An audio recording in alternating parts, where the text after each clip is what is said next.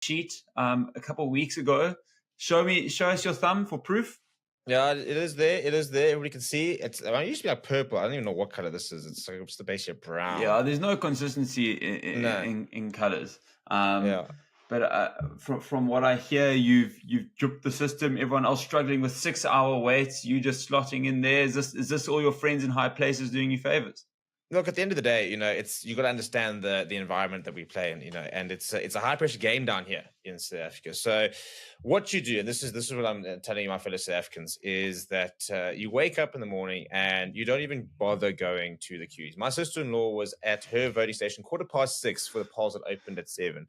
Shock and horror, the polls did not in fact open at 7. In fact, by 7:30, they were still not voting.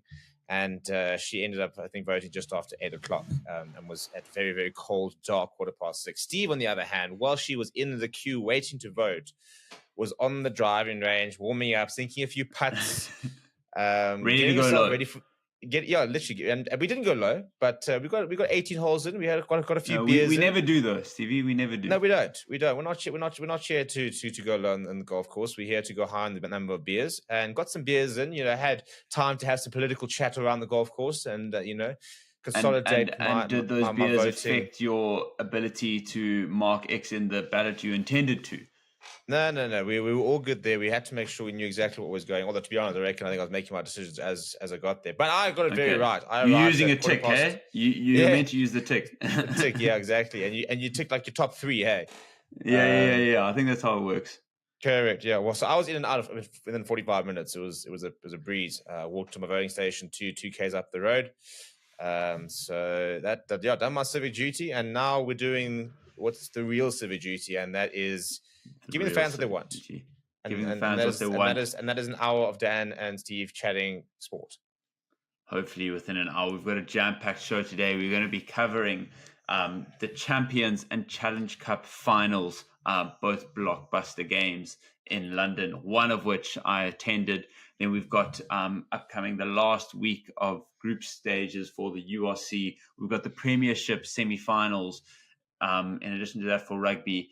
Then moving on to football, we've got the Conference League final this evening. We've got we'll have a look back at Bayer Leverkusen's season in the Europa League final and what happened there. The FA Cup final with Man United beating Man City. And obviously this weekend's Champions Cup final and everything to speak about in that.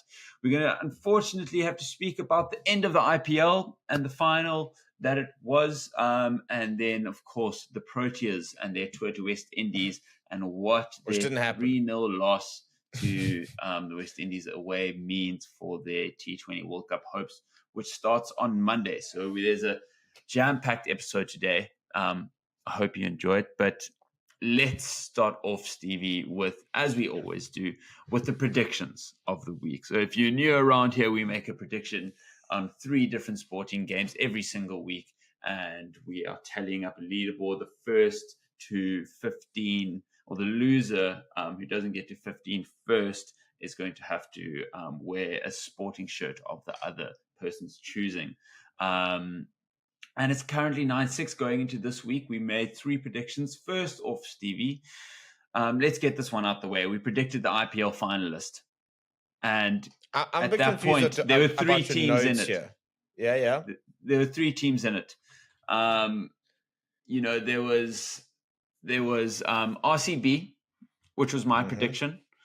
There was Sunrisers Hyderabad, which was your prediction. And as it turns out, there were 4. There were 3 other options, and then Rajasthan Royals were going to join KKR. And Rajasthan Royals, exactly.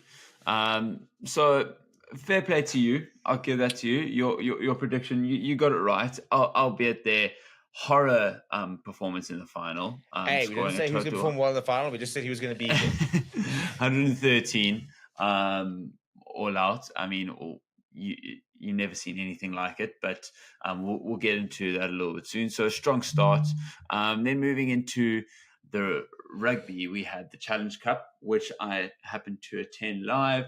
The Sharks ended up winning that game by 14 points, 22 points to 36 to the Sharks.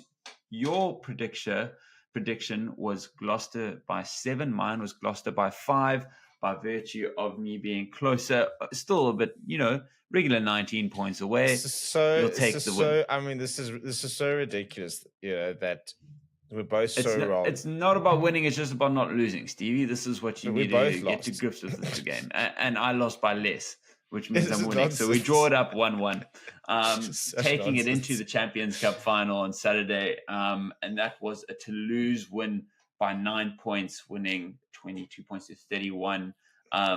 Stevie, once again, my prediction was Leinster by 5. Yours was Leinster by 7. The exact same margins. And look at us, getting both predictions wrong, but I haven't got a single prediction right, but coming out on top. This is nonsense. I don't make the rules; I just enforce them, bro. This is a bigger burglary than United winning the FA Cup and getting Europa League, dude. Come on. and criminal that we haven't had that as a part of the predictions show, alas. Yeah. Which I would have backed United. You would have gone with City, and I would have won the weekend. I'm actually very upset about this. On a point of order, I'm taking this up with management. I need to have a chat with our producer. You think that's by chance, bro? You think that's by chance? But essentially, that takes it from a 9-6 to 9-7 game. The comeback is firmly on. If you've been here before, it was an 8-2, I believe, at a stage. So this is massive, and the race to 15 is well and truly on. Stevie, I look forward to looking at you in that Arsenal shirt, and I'm building a slow fan pace behind me here. But before we move any further, let's jump right into the rugby, and no better place to start than the Sharks' redemption story coming true for their season, them winning the Challenge Cup. Talk to me about it. As I said, as a United fan, I can basically, go through exactly what the Sharks have done, in that they have managed to salvage what should have been one of the most ridiculously bad seasons ever. And they did it in the most ridiculous fashion. I mean, we predicted a Gloucester victory, and those first 10 minutes, I sat there going, "Yeah, this is kind of what I expected to see." And they didn't concede a point. The Urban knee slide turned it all around. Knee slide, then that first scrum, and from that first scrum, I think that was the gauntlet thrown down. That was it. Phenomenal performance from the Sharks. I said it all week. I said, if they're going to win, it's going to take an 80-minute performance, and we haven't seen an 80-minute performance from the Sharks throughout the season. Maybe it was about a 75-minute performance. It was more. I was going to say that they did what South African teams do best and took points where they could, because Sia Masuku off the tee was just, I think he missed one kick on the day, but he was lethal. And they had scored, I think, 2 tries that had hurt Gloucester, but it was really just those penalties and particularly the scrum penalties that were just hurting them. And Masuku was just knocking them over. I mean, they were up by more than 2 converted tries and still going for points. And it just extended and extended. It was finals rugby, wasn't it? It was just 100%. Every time you had an opportunity, just build the lead. And Gloucester, just every single time they made a mistake, were made to pay for it. And that's what. And it's so sapping to just watch that scoreboard get further and further away from you, even though you don't feel you're playing that badly. But you're just not in the game. Yeah, it was a weird game because Gloucester weren't out of it. Actually, you mentioned they started very strong, and jeepers, I was fortunate enough to be at the game, and what a stadium it was in, an amazing atmosphere. I had to, not a Sharks fan by any means, but jeepers, I was a Sharks fan on Friday just because I was having to defend some of the Bokke boys against some of the Poms that were in the stands, as they would be, being it in London. But the Gloucester team just looked so strong off the gate. It was really a little bit worrying if you're a Sharks fan. It was one of those where, when they kept them out, it was just get away with this without conceding even more than 3. If you concede 3, even that's fine, because they were running wild in the beginning and in it for large portions of the game. But Sharks just capitalized out of nowhere. I mean, that Pepsi Buthelezi try. Oh, yeah, no, unreal. Scored it right in front of me. I mean, the dummy, the handoff, even just the pickup from the offload from Vincent Cox. Turn of pace, like that is absolutely quality, and he's putting his name right up there in terms of emerging South African loose forwards that are going to be in the mix in the next couple of years. And if he continues to put in performances like that, particularly on the biggest stage, there's no way that he'll continue to be ignored. Yeah, look, I think, for me, it was, again, big performance from big players. Springbok front row were unmatched. They won every single time it was a scrum penalty, even with another massive game. Yeah. The cream rises to the crop is what they always say. And in the finals, you need your big players to stand up. And I think that was what happened. I thought it was a very quiet game for a lot of the Sharks backline, but that pack stood so tall. There was some big moments. I mean, that one turnover from Vincent Suka, absolutely clutch. Piers Buthelez's try. Gebrand Grobler I thought was really good as well. I mean, Tutuka's actually had an incredible second half to the season. Yeah. Considering this is his first season at the Sharks, like to join in a pretty, roller coaster season, to say the least. Second season for the Sharks. Is it his second season? Yeah, I was thinking. First season was very blighted by injury. Right. So really stamped his mark, though. I mean, you look back at the try that won in the semi-final, that was all his offload that then got the ball down the wing to Mapimpi, who scored the try, another try scorer. But we got to speak about Masuku, not just his kicking, but his gameplay. 2 tries. I mean, ridiculous. Just he reminds me the temperament of Lukhanyo Am. Just looks like nothing worries him. Just resting heart rate of about 40. Just going about his business. Never rushed. Going about his business. Wearing the shoulder pads as per, getting it done. Yeah. The secret recipe that no one else is talking about. No one else has quite realized that this is actually the reason why Masuku can just cook. He's secretly a hockey player and just hates playing rugby, but he's just talented, bro. He's there just because he needs to be. Yep. No, and genuinely, I think a very serious chance of being handed that Bok jersey for that Wales game if the right sort of teams, for example, and players aren't available. Because I think why not? And I did a video that was released earlier on Fair Sports saying he's just got Springbok written all over him, and it's difficult because you do maybe sometimes have to take a step back, and this is his first season at this kind of level. He needs to play a lot more at this level. The Sharks have continued to be pretty poor at URC level, where he has picked up some really good performances as well. But so obviously the consistency. But also Sharks were very bad in the first half of the season when he wasn't playing. Yes. He has been a large part of them turning around their season. Yeah, exactly. Like Butcher Chamberlain and Currie Bosch weren't conducting the troops as they should, as you need to fly off to. Continue to back. It just actually goes to show, there's so much talk of like, the fly off being like the quarterback of a rugby team and dictating play. And, this is the best example kind of we have in recent history where you can just see what it means to have a conductor. Yeah, I think 2 players have completely changed their season. Him and the man of the match on Friday, Vincent Koch. Yeah, Vincent Koch. I mean, the man's kicking 50-22s. Yeah, and what can't he do? When your props kicking 50-22s, you got the rub of the green on the night. And the Sharks did, to be fair. There was a bit of criticism from Mathieu Reynal, but I think for the most part, they deserved everything they got. And they were dominant. And fair play to them. Listen, I was all over them. They started releasing their redemption story before they had really redeemed themselves. Was it chasing the fin or something stupid? Yeah, chasing the fin. And it was a bit of a mockery when it started. And you know what I mean? It takes balls to put it out there before you've actually gone and done it. And they have gone and done it. So you got to take your hat off to them. And I mean, they'll be playing in the URC this weekend, but I imagine, not very present in terms of at least the regular starting lineup. But yeah, I mean, you say well done to Marco Mazzotti as well. He was handing out ski masks at the end of the game. What is this whole trend of ski masks all of a sudden? I mean, it's the Americanization of sports. It's bizarre. I find it very funny. You're gonna. My one dream and hope is to see Quinton de Kock wearing a ski mask for winning a trophy for the Proteas, bro. That's all I want to see in life. It's. But let's move on swiftly then to the action on Saturday, which was in the Champions Cup. The creme de la creme of club rugby, and the 2 monumental teams of Leinster and Toulouse taking on one another. Toulouse obviously coming out on top, a crazy game.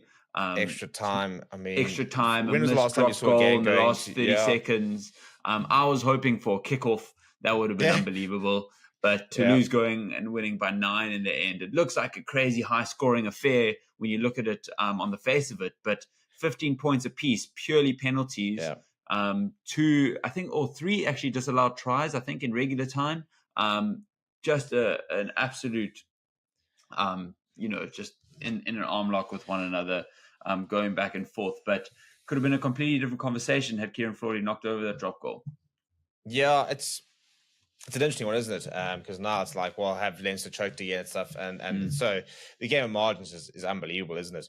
But what I think we did see is the two best club teams in the world going toe to toe. The quality on display, the players on display. I mean, we'll talk about Anton DuPont in a bit, but I mean, Jamison Gibson Park, for example, continues to impress me. I mean, the tackle to take DuPont out. Yeah, to prevent them from scoring. You're just watching some of the best players in the world, going at each other for 80 minutes and then even longer. So, but again, Leinster, I tell you what, this is becoming a story of the greatest team that never was. A little bit like the Ireland team. I don't want to go too far down there, but dive into it. Yeah, I mean, they're not picking up silverware they're just not picking up silverware. They haven't won a trophy since COVID. It's a team riddled with world-class players and generational players. The World Rugby Player of the Year is Josh van der Flier. To be fair, he didn't even start this weekend. But the Jamie Gibson Park, everyone's speaking about him as the top 5 rugby player in the world. It's a pity you can't call him the best scrum half in the world because he's competing against who is the best player in world rugby at the moment. But Caelan Doris, the Taj Furlong, these are people that will be remembered forever. And they, in theory, had very small moments gone differently in 3 different games in the last 3 years. They could be treble.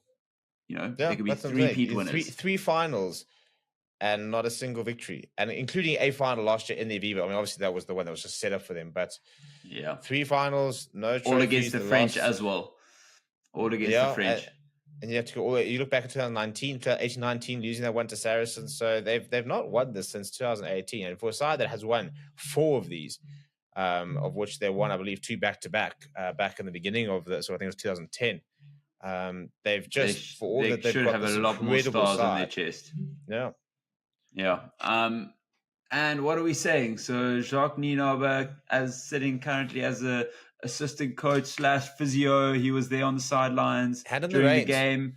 Promote him up to head coach, or just bring him back to the books, bro. Mission failed. Return home. Yeah, it was nice. It was a nice trend, Jacques. And next time, you can come. We'll just go learn everything about the whole Ireland team and come in. In the next, just come coach for the Lions. Just come and sort them out. But and again, it's such a weird thing. People complaining. I saw your comments about how it's so unacceptable that he was running water and stuff like that. First of all, by the way, he's a qualified physio, so he can be a medic. He's not just putting on the bib. He is a qualified medical professional. Why is rugby so afraid of coaches coaching their players? Yeah, it boggles my mind. It absolutely boggles my mind. It's like, is this not going to make your product better? The product. Imagine. I want to see Steve Hansen and Rassie Erasmus on the field at the same time, maybe even shouting at each other. Exactly. While they're telling their scrum what they're going to do. You know what I mean? That's box office. I want to see the biggest personalities. If they're on the field, does that not make their product better? What are you prohibiting? They have a walkie-talkie that they're speaking to relay messages. Like, so what if they want to do that in person? Yeah.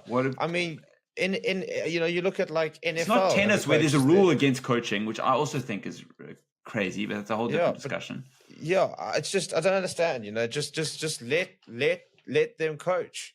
Like why are we so fixated about and worried about coaches being so far away from the game and stuff like that? Just put a little technical area, let them stroll up and down. Again, I want to see Imagine back in the days, and you had your, like Eddie Jones, versus like trying to think of a good matchup here.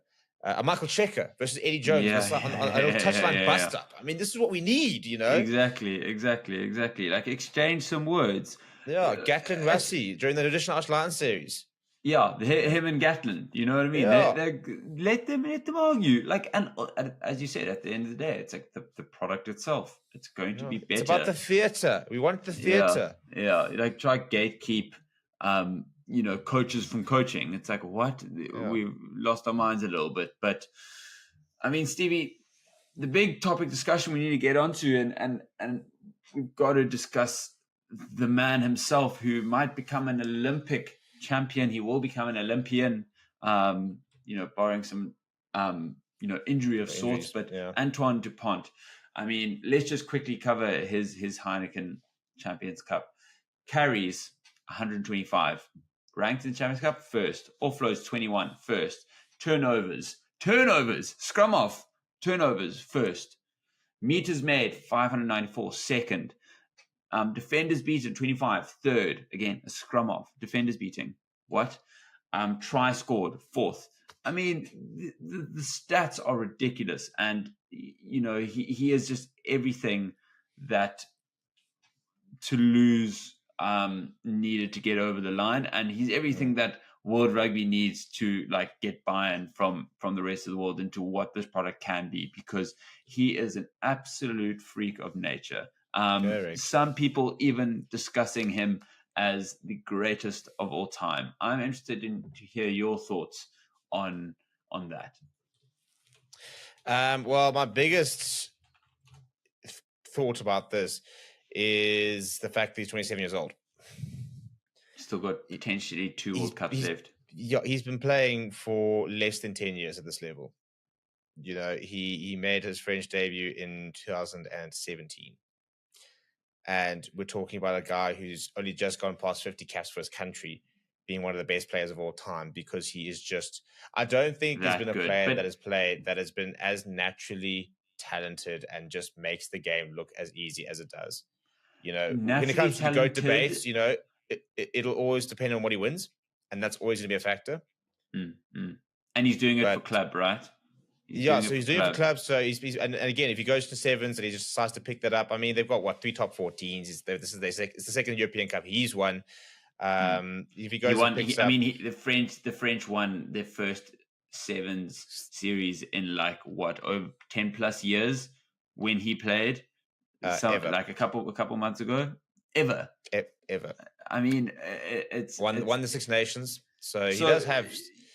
I think the only 2 things he needs to really, the big one is obviously the World Cup, right? And he'll look, and all the French players will look back at this last World Cup and look at what could have been.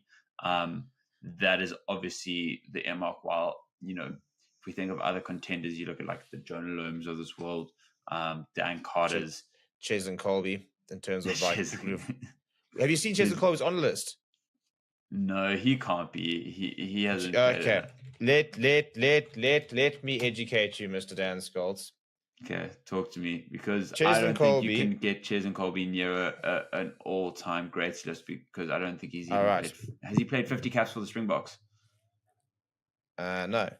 Exactly. Are you ready?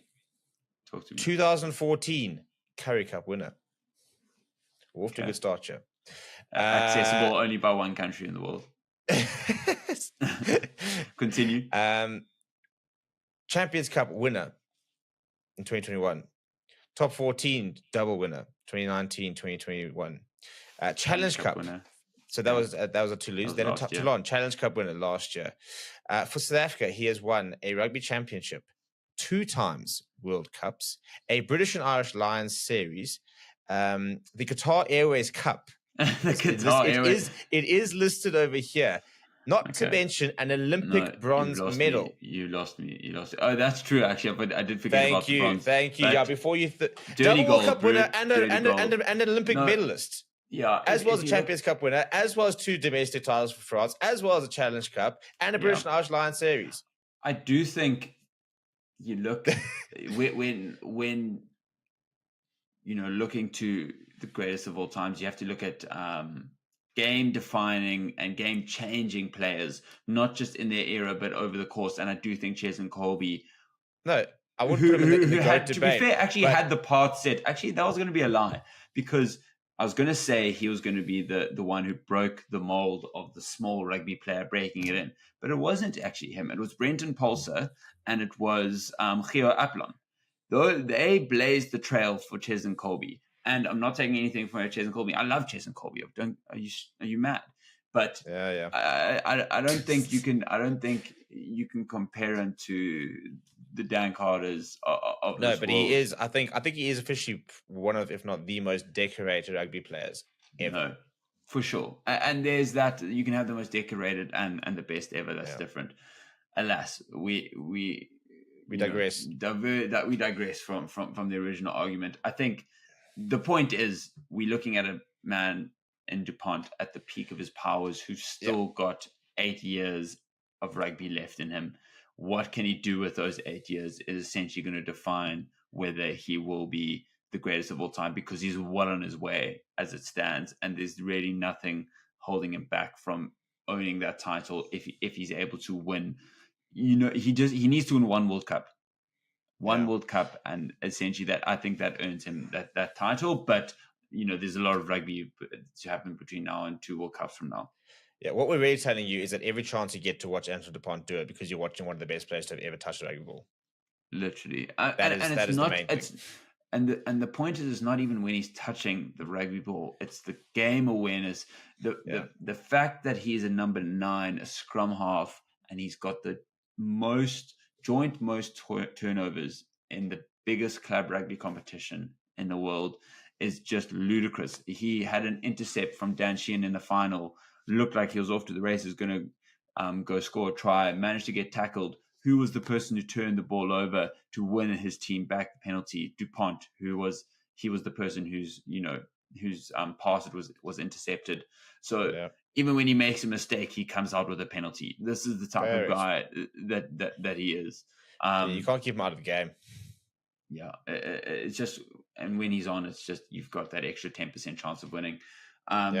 And speaking of winning teams, Stephen, we've got to touch on the Heineken, team of the week, apparently. And this, I believe, was released by, I almost get this right, just so they are accountable for this. This is released actually by the Champions Cup, and official database. Powered by Opta, I think, wasn't it? Opta Stats, team of the week. And you're thinking in a game where 15-15 at full time, Leinster have a goal to win it. Could have gone on and won the game if they had knocked that over. There'll be a pretty even matchup. No, sir. 15 players out of 15 players. I'll go and walk you through every single one of the players, but just go look at the Toulouse team, because they won every single you don't need player. So team of the week goes to Toulouse. Yeah, literally, and I think it's a bit childish, to be honest. I thought it was a laugh. I thought they were bantering Leinster, which could have been quite funny, but they are being, by the looks of it, totally serious, which is hilarious.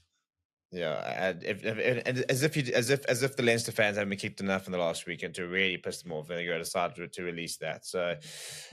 That's wild. It is wild. And DuPont picking up player of the season as per usual, really. So, a bit of shithousery there from the Champions Cup, which wasn't into the Champions Cup. It's been an interesting season. But Dan, can we talk about the best league in the league that we all really care about? Because nobody cares about the Challenge Cup. Nobody cares about the Champions Cup. It's all about the URC, and it's all about this weekend.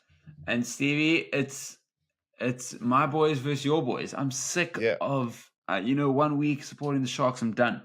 Even them winning wasn't enough to get me excited. It's the Lions versus the Stormers this weekend, folks, and it's the last group round of the URC, which defines who makes the playoffs, and by virtue of that, who makes the Champions Cup next season, which has now been reduced to a top 7, not a top 8, because of the Sharks winning the Challenge Cup, and them currently sitting in 13th in the URC, having won only 4 games crazy winning in more games in a knockout competition than in a league competition. I mean, to think that they're going to probably, and I'm putting them down as a loss this weekend. They're going to win 4 out of 18 games in the URC, and they're going to play in the Champions Cup next season. Yeah, and blame Sia Masuku, bro. There's only one answer to it. Not happy. But Stevie, quickly give us essentially the games that everyone's got their eyes on is Benetton, Edinburgh, and Stormers Lions, because those are really the defining fixtures for who makes the top 8, and then we'll get on to who makes 1, 2, and 3. That's coming. But let's start off with Benetton versus Edinburgh and Lions versus Stormers, and what are the chances of different teams making the playoffs here? Look, so I'll throw an Ulster there as well, because there is a chance that they could drop down, but they have qualified.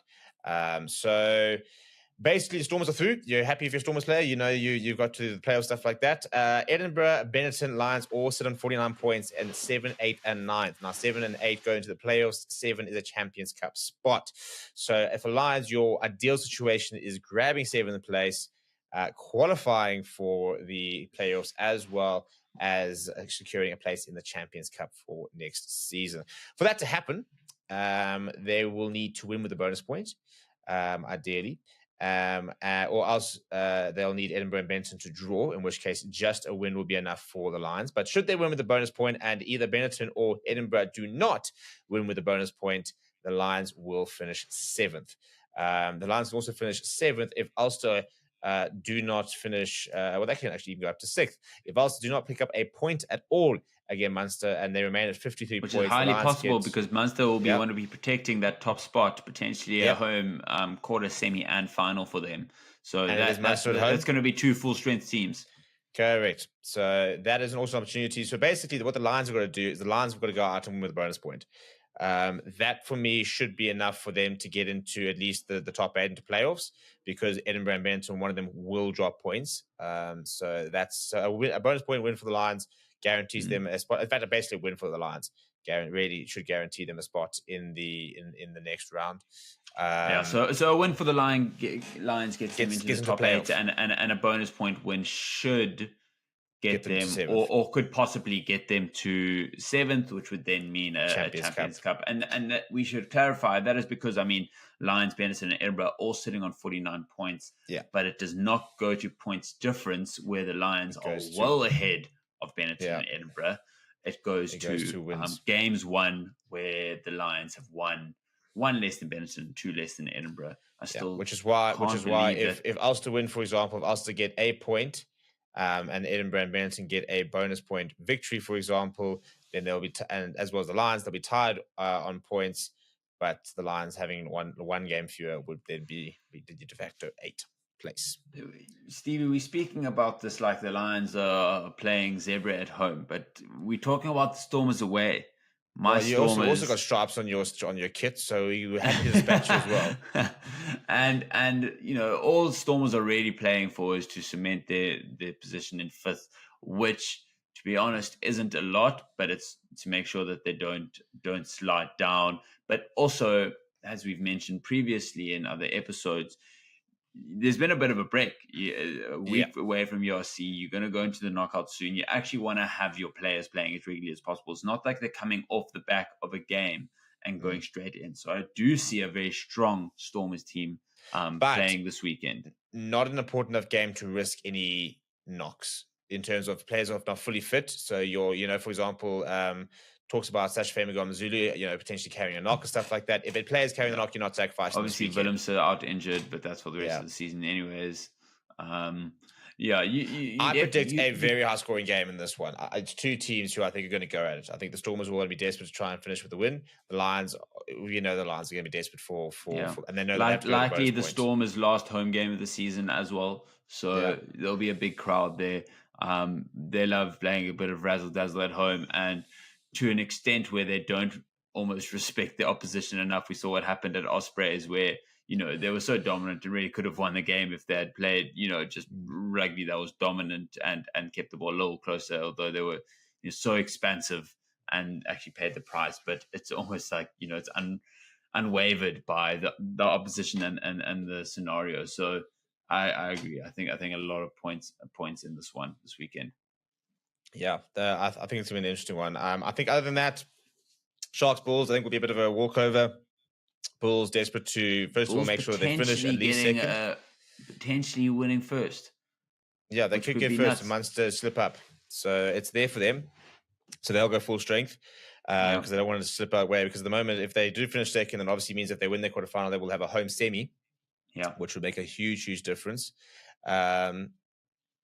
And I think the Sharks, we think we all know the Sharks have been on the Jolly but Surely, and we're going to see basically the Sharks Academy this weekend. I saw a paid advertisement from Evan Etzebeth for Brandy this afternoon. So there's only one train that those Oaks are on, and those Oaks are getting boozed or continuing to get boozed throughout the week. So we're not seeing this weekend. No. They've been on the Brandy for the last few days. We're going to be seeing. Essentially, what we will probably be seeing is like the Currie Bosch All Stars. Yeah, true. Give Kevin Bosch a start, bro. Why not? And like Butcher Chamberlain, like his last game, I suppose the Sharks potentially. Yeah, these kind of things. True. But I think the craziest part of this all is that Leinster are playing, and they're currently sitting in third, which to them is, blasphemy. In the URC now that they haven't won the Champions Cup, they're going to be coming, hard for that URC. Seeing a bit of red. But with a 6-day turnaround from the Champions Cup final to playing on Friday night in an important game for Leinster, as it is for Ulster, is just ridiculous, though, Stevie. I mean, I feel a lot more sympathy if it wasn't Leinster. It is Leinster, so they win enough, and they've been disrespecting this competition to the extent where it's come back to disrespect them. But I mean, just horrible planning from the URC. The fact that Leinster, the one team who played this last weekend, gets a Friday kickoff. Gets a Friday kickoff is just ridiculous. So they're probably not going to have I imagine maybe one or two big names, but it's going to have to be the B team, which is a good team for Leinster. They're going to have to go against Ulster, so that's going to be a massive one on Friday night. Yeah, so it's going to be an interesting one. I mean Leinster, they'll be hurting. So it'll be interesting to see the team they do put out. I suppose the one thing is that they have not necessarily. I mean, they've been playing stronger teams the last few weeks, but they did have a bit of a break with that South African leg, so maybe some of their players are a little more rested up. So it might be a little bit of a hybrid of a couple of key players that they feel they need to try and get over the line playing. But it's a very interesting URC table, and it's been such a cool season that I think hopefully we'll have the perfect end this weekend. Absolutely. And Stevie, moving over to the English Premiership, we've got the semi-finals already in the knockouts stage of the season. We've got the Northampton Saints on Friday night hosting Saracens. That's going to be blockbuster. Northampton, who finished top, and Saracens somehow finishing fourth in the league table, kind of losing on the final to Sale to fall down there. And then we've got on Saturday Bath hosting Sale, who, as mentioned, just crept into the top four, or not just the top four, I guess the top three, going into the last ones. It feels like it's Northampton's to lose, but then again, Sarries. But there's rugby heritage.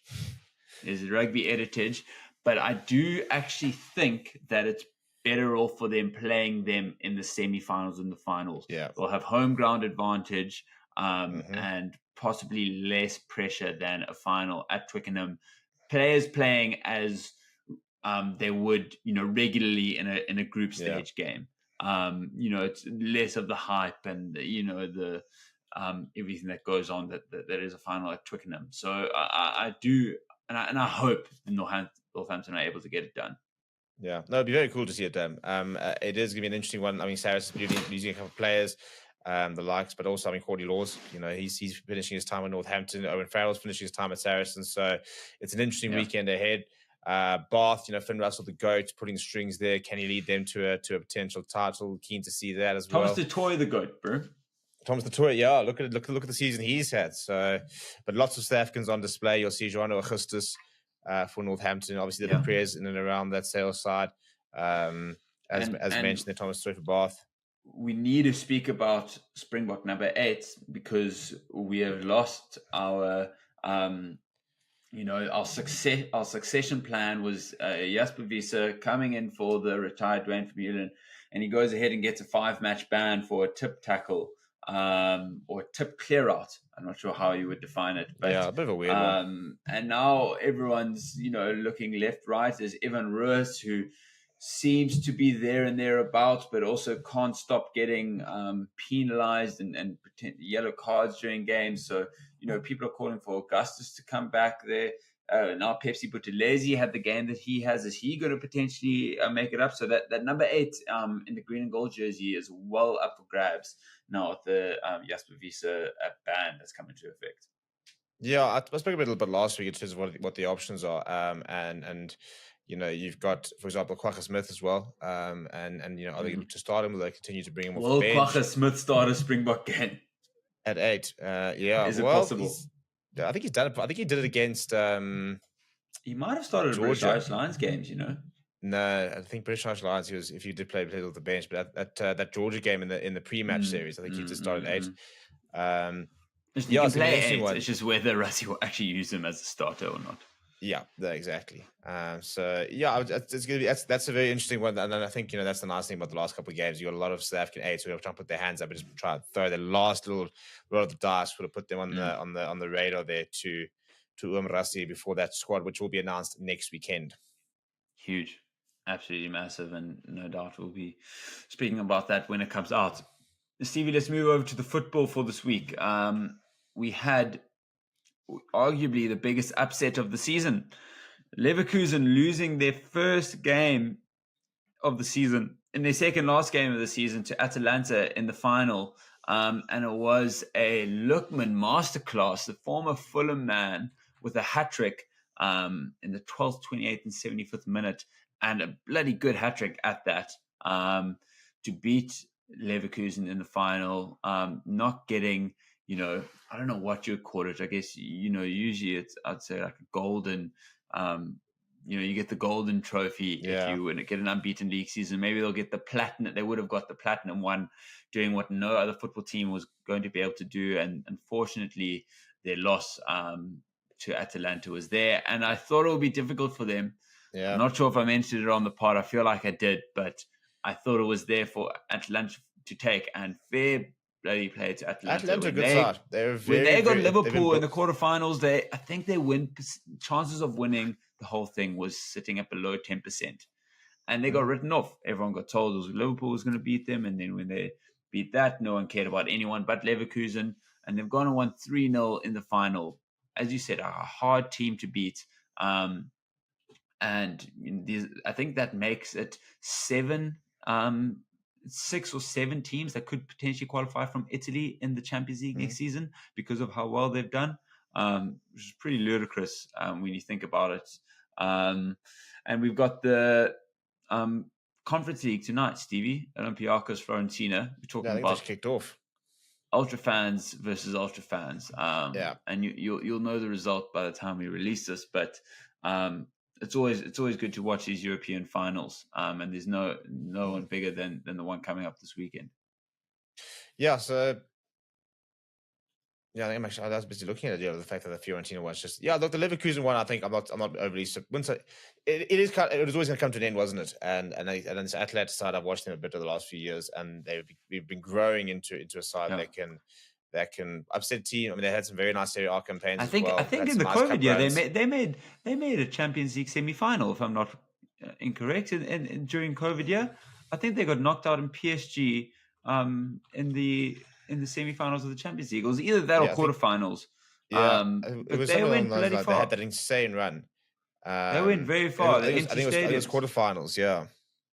But so they've been a team on the rise. So it was cool to see them go and get silverware. And yes, maybe it's Europa, but silverware. It's a European title. Yeah, their first trophy in 60 years. Yeah. Speaking of winning trophies, Are we ready to have the conversation that United had a better season than Liverpool? Okay, well, I was prepping for you to dog all the Arsenal listeners of the podcast, and I was about to jump in defense of them, and now you've gone after my heart, bro. Don't go after Jurgen. Don't go after Norbert, bro. This is not on. The answer is no, but do continue and inform everyone of what happened this weekend. Well, first of all, football heritage, Manchester United versus Man City. If you've seen the videos, it was all over when City rocked up in T-shirts and Manchester United went full suits before the game, and after that it was done. I do think there's a bigger loss ratio to those to the teams that rock up in suits. You got to just. I mean, I think City rocked up in tracksuits because that's what they've been jolling in since winning the Premier League last weekend. There's a high correlation between the amount of hours they've been drinking and the chances of them losing. Yeah, well, at the end of the day, the next generation, clutching up for United. Alejandro Garnacho and Cody Mainey with the goals. A bit of a sweaty last 10, 15 minutes, but United with a 2-1 win. Ten Hag, 2 seasons, 2 trophies. So you had the Carabao last season. FA Cup this season. Yeah, I think we both know, and I don't want season, and then Champions League season after. So it's the Premier League next season. But you know what's nuts, and this was going to be my defense if you came after Arsenal, and I don't feel like I need to defend Liverpool because I think everyone knows, there's a separation at the moment. Yeah, no, it's so much better coming third and winning winning a Carabao. It is, okay, and I know you would take that instead of what you had, but what I'm saying is United fans have come out of the woodwork, hiding. No, we've been catching abuse for a long time. There's been daylight savings for United fans. Imagine a Liverpool fan recently saying this. You guys didn't exist 10 years ago when you're busy Slippy G and all the things. Don't come here with your nonsense. We've been there before. No, but what I'm saying is you've been highly quiet and all of a sudden better than Arsenal. Out of nowhere. Better season than Arsenal. But it's not, though. That's the thing. I know if you had the choice, whose season would you choose? Whose season would you choose? Dude. If you were to be an Arsenal or Man United fan this season, there's no way you're choosing Man United. Man United are on a worse path than Arsenal. They're on a worse path than Liverpool. They are not on a good path. You played a drunk Man City team. It doesn't say on the trophy, drunk City team. It just says Manchester United on the trophy. Ten Hag with more trophies than Arteta. Come on! It's papering over cracks that. Well, maybe there aren't cracks. Maybe it's overrated. Broken house together. Look at what happened with Real Madrid when Real Madrid had that terrible season, and then they flunked a Champions League win. And stuff. It was papering over the track. Then they won like 3 times in a row. We're on the up here. Let's not compare this United team winning a FA Cup to a Champions League winning Real team because incomparable, really. But all I'm saying is, don't be surprised when United are in the exact same position this time next season without the FA Cup. And you know what I mean? There's now the Liverpool Currie and Garnacho are still the only people that are trying to work. Next season will be a completely different season. Liverpool's done. You guys are back in the rebuilding phase. Arsenal are going to be done because mentally they're now nowhere after 2 seasons of coming up short. City are going to get relegated off their 145 charges. Aston Villa have already tanked their season by handing Unai Emery a 5-year contract. We know how that ends. And Spurs are Spurs. So I'm confident for next season. Charles, bro. Got to watch out for Charles. Chelsea with a new manager now as well. Back into a rebuild. Chelsea and United's to lose is what you're saying. Yeah, correct. If you have money, put them on those 2. Yeah. I mean, the only hopeful prospect of that is actually City getting relegated. That would be delightful. But yeah, the result does change things a little bit in terms of European qualification. It takes United into the Europa, which was the plan all along, right? You and Sharks just like skipping your way to the top. So I told you, dude. I told you the Europa League. What a cool league, dude. Nice brand colors, nice little anthem there, dude. I'm in for it. No, I think you've gassed it up, knowing full and well that was possibly going to be a competition you were in. So now you're speaking yourself into, Yeah, well, a great position. But now suffering Chelsea from have slipped. success. Yeah, clearly. But Chelsea slipping into the Conference League for next season, and now nothing for Newcastle, which isn't necessarily the worst thing for them. I think it's the best result for Newcastle, to be honest. I think they need to get it back on track. They also their squad was thin. They had lots of injuries this last season, so I think having a bit of a breather from it. Listen, the conference would be a pretty epic tournament for Newcastle to go after, and I think it will be great watching that journey.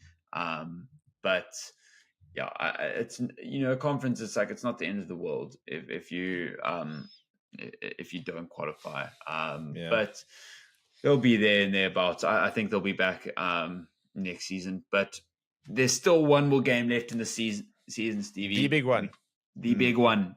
Dortmund versus Real Madrid Champions League final, Wembley Stadium. There are banners, there are stages, and there are fan parks being set up in London town as we currently speak, ready for a heck load of Germans to arrive. Let's hear it. How are you spending it? Probably in the pub. Or at the fan park. I haven't decided yet. Maybe I'll go to Wembley. Who knows? I'll become Hello everybody, and welcome to Forever Rugby on Forever Sports. It is D-Day. It is the big day. It is the final group stage games of the URC. And if you are, like myself, a Lions fan, it is do or die, now or never. And I have put the Forever Sports shirt to the side because I need all the lucky juju, magic, anything that we can get from a Lions perspective. And therefore, I put on the lucky shirt and we're going to cook. I'm waiting for the lads. They're a few minutes and then they go down to the field, and we've got a huge clash up against the Stormers coming up. And it's going to be a fantastic one. It's going to be a lot of fun, I think. So let me know in the comments, who are you supporting? See far too much Stormers support. Not happy about that. Need to try and boost those numbers. Got to back the lads. What a game we've got in store for us, though. Two really good games. Followed by Bulls versus the Sharks. Lots of good rugby to get involved in today. So I'd like you to, first of all, smash a like on the video. Subscribe to the channel as well. If you are new, score predictions. Let's get them going in the comments. And yeah, very excited to see what happens today. Because we need, I wouldn't say a miracle, but we've got to try and get a bonus point victory at a place where I think there's only been one win by a South African team in the URC down at the DHL Stadium. So, all the stats, all the odds, all the history is against the Lions, but it's the Lions. We're dreamers. We're out here dreaming. So if you'd like to dream with me, welcome to the Watchalong. Let's go through the team, shall we? For the home side, which is the Stormers, it is Steve Satoni, former Lion, Andre Hugo Fenter, and Netley Bashir. Lots of former Lions in the lineup, actually. The second row is Captain Salman Murat next to Ruben van Heeren. The loose chair is Evan Lewis in the number 6 jersey, Ben Jason Dixon in the number 7, and Chibadai Mani in that 8th man position. Hershey Yankees will partner Mani Liebach, a back three of Angelo Davids, Slayman Hartzenberg, and Sasha Feinberg in Ngoma Zulu. You then got Dan du Plessis next to former Lions outside centre, Wanda Sile Stimolani. His career hasn't really kicked on since leaving the Lions, so he'll be up to try and prove a point. What a replacement front row this is for the Stormers in the form of Joseph Dweber, Brock Harris, Francois Herber. You then got RJ Smith and Marcel Tennyson covering the rest of the scrum. Stefan Ungar, Jean-Luc du Plessis, and Ben Loader, the backline replacements, being led out by the Lions for what could potentially be his last final game as a professional rugby player is Willem Alberts. If the Lions win today and get this through the playoffs, he'll continue. But if not, then this could well be his swan song. So in the front row, it is Morgan Nordia, PJ Burton, Asenate, and Klabakanye. Willem Alberts is joined by Ruan Dalport, the loose trio, the exciting loose trio of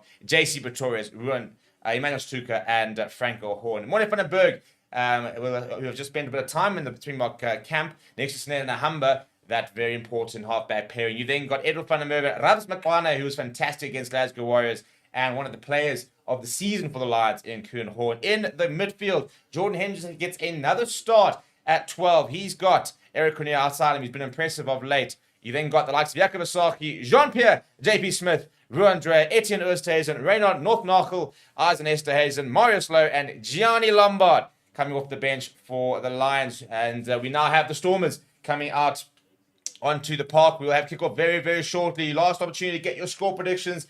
and let me know who you're backing. That is the big thing. And what we also do, by the way, is we're going to put a scoreboard up in a little bit. We're going to be keeping track of what's happening in that Benetton versus Edinburgh game, because that has major ramifications for this game. The Lions, a win should be enough to get them into that top 8, providing that there's no sort of draws and stuff like that. Basically, a win will put them in, because the either Edinburgh or Benetton will be dropping points. So the Lions are going to win. That's 4 points. They'll go 4 points ahead. Benetton, Edinburgh, even a draw, for example, with a bonus point will only get them 3 points. So a win will be enough for the Lions to get into the top 8 and get them playoffs. But they won 7th because they won Champions Cup rugby. So for that to happen, we kind of need a bonus point victory, and kind of need to hope that Edinburgh or Benetton, play out to a draw, or just a victory with no bonus points, or Ulster, for example, needs to lose out any points tonight against Munster, which could very well be the case. So lots and lots of math thing happening. So we will be having a little scoreboard, which is going to go over about there, and which will have Benetton versus Edinburgh score as well, so we can just sort of keep track on what's going on. After Clever Kanye on screen, we are ready to go here. Welcome to the Watchalong. This is a very nervous Steve, and we are underway. At the Lions going on the left-hand side, and JC Pretorius up there nice and early, but it's a nice big tackle from Edel van der Merwe. Driving, I think it was actually Herschel Yankees in the end back, given the fact that Marty Liebach is coming at scrum half, and they shoot the 2. Machiwa Diamani, he looks to be sporting a new haircut. We'll have to have a bit of a visual to see what it is. Seeing a bit of blonde, a bit of blue there against his former side. Had some fantastic moments for the Lions, did Machiwa Diamani, but never really filled up to the potential that we're now seeing. Herschel Yankees is back from the bottom of the ruck and will go for touch here. Needs to find a decent touch finder, and will find touch, not find a tremendous amount of distance. So it's a line out for the Lions just outside the 22. We'll take that. Very, very keen to see how this all goes. Yeah, it's such a key game. And in the comments, a lot of people backing the Lions. I'm getting some more supporters there. So MC saying, come on the Lions. Leroux Zeman saying, go Lions. As Keith says, hit the like button. Also going for the Lions. So a little bit of a Lions support in there. Good, solid lineup there. Looking for the rolling more here are the Lions. And they've broken away from with JC Pretorius. She's a little bit isolated, but the ball is available inside the 22. Now, first touch of the ball here for Jordan Henderson. First receiver. Then Humber going with the cross kick towards Raus McLaren. It will hit him. And the ball's come loose and gone out. I think it will be a Lions ball. I think there was actually a penalty advantage potentially. So I think that's why Snenda Humber did decide to bring up the cross kick nice and early. So we'll go back for the penalty. Kick to the corner here, lads. Score an early try here. Yes, the win is the first priority, but at the same time, a bonus point win puts us in that potential playoff, that potential Champions Cup spot. So interesting to see the decision here. It is very kickable, but I think we will be going for the line. No, he's not taking the points, actually. Taking the points here. Interesting to see what we're going to be doing. I think that's an early sign of very much get the win first, and we'll worry about anything else after that. Which is I'm not upset about, majorly upset about, because at the end of the day, a win gets into playoffs, but I'm so desperate for that Champions Cup spot as well. Which maybe sounds a bit greedy, but I feel like we've deserved it. We've worked hard here to get to where we are. So we need to kick on and then get what we deserve out of the season, which for me would be a Champions Cup spot. But anyway, Jordan Henderson, who's starting the number 12 jersey. Interesting that he's taking the kicks. Snenda Humber's kicked very nicely this season. So Jordan Hendrickson, not too difficult. Strikes it well, turns immediately, sails over the middle of the poles. This could also be his final game for the Lions, actually. I suppose he could be playing in the Currie Cup as well. So maybe not quite just yet. But he'll be moving to the Sharks next season. So an opportunity for him to hopefully go out on a bit of a high if the Lions can get themselves into a quarterfinal and even to the Champions Cup for next season, which would be a nice parting gift for some of the players who are leaving, the likes of Jordan Hendrickson playing his final few games, Mans Tuka as well. They go down the middle of the park there to the Stormers. Obviously a pre-planned thing, but Morne van den Berg very aware to that threat. Takes it nicely outside the 22. Willem Alberts will pop it up to PJ Buerta, who's got Emmanuel Tuka on his right shoulder. On that right-hand side, just inside the 22, but ball taken back. So can't find a touch on the full here, can Morne van den Berg. He has got a bit of a caterpillar ruck forming so that he can look for that clearance.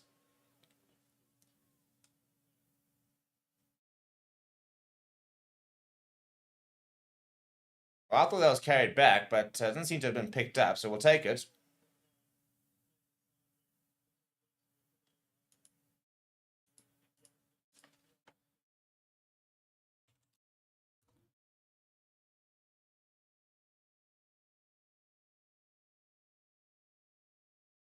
Right, Evan Roaster goes up. And in the midfield, Dan Duplessis, solid tackle they're coming from Hendrickson and Jordan Eric Cornelius. And Moyne Liebach gets through, and he gets the offload away to Angelo Davids. It's a big hit, it's a massive hit, and Ras McLaren has gone down. They're going to have to stop the game. Yeah, he's knocked out. That's going to be the end of his game. Goodness me. It was a heroic effort there, but that's going to be the end of Ras McLaren's game. I don't know if, he's not even moving, and that's going to be it. Worst possible start here for the Lions to lose probably one of the few players we can't really replace. We don't have a natural wing on the bench. Got Johnny Lombard, Marius Lowe. So, yeah, this is not going to looking good for the Lions. It'll be a scrum when we restart. But Ras McLaren is down. Immediately got the medics on, and the team is there. He'll be leaving a stretcher, and this will be the end of his game. Not completely out there. It's brave from him. Angelo Davids running at full tilt. And it's the elbow to the head. Yeah, gets it wrong yet as Ras McLaren. His head's on the wrong. And that's why, kids, if you're watching, you don't tackle like that. You can't have this shoulder on the inside and making contact there. You've got to get the shoulder on the other side. Get his head away from that potential elbow. So, poor technique there from Ras McLaren. Unfortunately, he's paying the ultimate price here. And this is going to be an early stoppage here. We're not going to be moving for quite some time. So an opportunity really to sort of have a bit of a chat about how we're all feeling.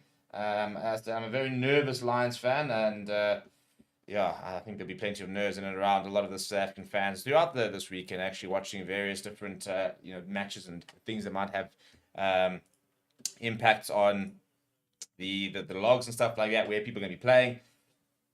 We wait to see exactly what's going to happen with regards to quarterfinals next weekend.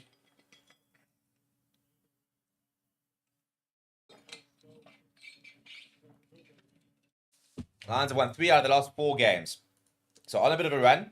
That last loss coming against Leinster, very frustrating game. I felt that we just didn't really pitch up, to be perfectly honest. So Ras McLaren, and I was trying to get up there, and being advised to get back down. They're going to put his legs together, getting back on the stretcher. Very interested to see the decision now here from the Lions. We've gone with a 6-2 split. They can do that because of the likes of a JC Pretorius. My guess would be, you could put on Marius Lowe, for example, Actually, I reckon they'll probably put Johnny Lombard on, put Lombard at fullback, move Kieran Horn to the wing. That's for me an easy change. They keep the midfield. The other alternatives, you can put Marius Lowe on. You could put Hendricks at fullback and shift Kieran Horn to the wing. It's an option.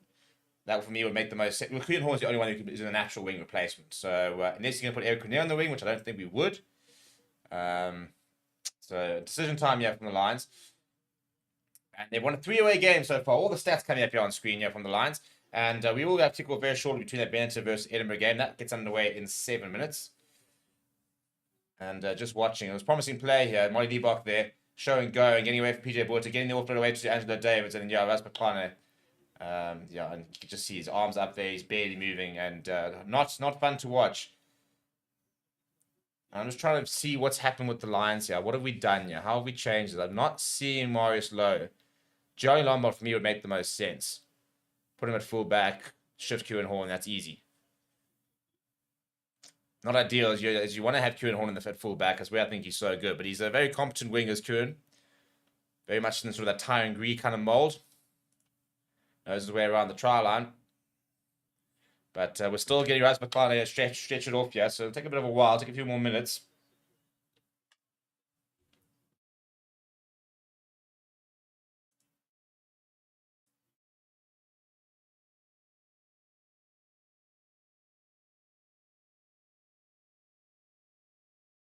And you can see the pack there floating around. That first scrum is going to be very interesting. So I think that the Lions will have the better of the Stormers starting scrum. I do think the Stormers, when they make that change and they put their reserve scrum front row on, that's where I think they'll start to find a bit of ascendancy. So there goes Ras McLaren. He is up and being put onto the golf cart on the stretcher. So that'll be the end probably of the season. Unfortunately, it's such a good game against Glasgow Warriors. Such a good finisher. Stupid amount of pace. But unfortunately, in his heroic effort, getting the tackle technique completely wrong. And he has unfortunately sustained a pretty bad head knock there. So that'll be the end of his game. And no confirmation just yet of exactly who the change is. No, it is Marius Lowe who's come on. Very, very interested to see how they adjust the team here.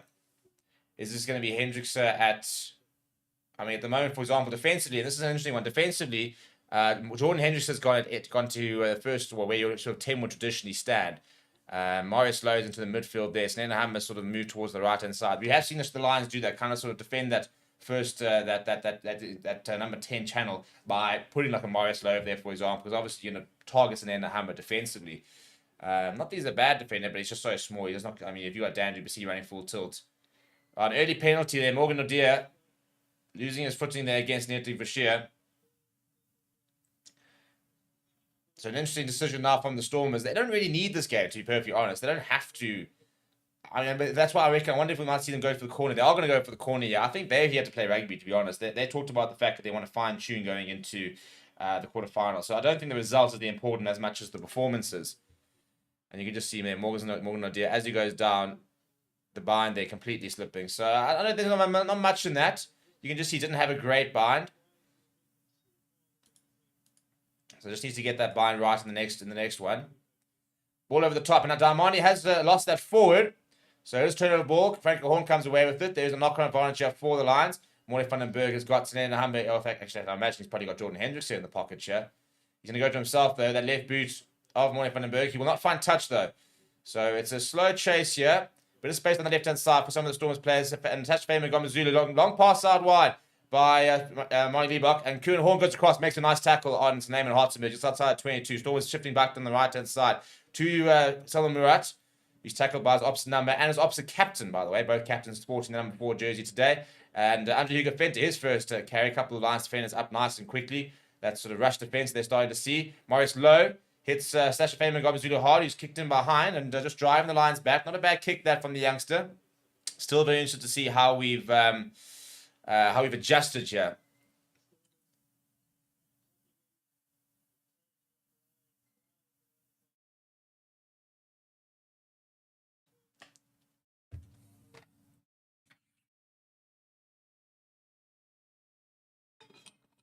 Power Haven, it's showing on Super Sport Rugby, which I think is 211. Grandstand is 7s, I think, so it's 211 on the Rugby channel if you're watching on Super Sport. Otherwise, on URC TV, I think the Bulls game, Lions game actually might be on a free. I mean, the Bulls Sharks game might actually be on a free to air broadcast over in Ireland.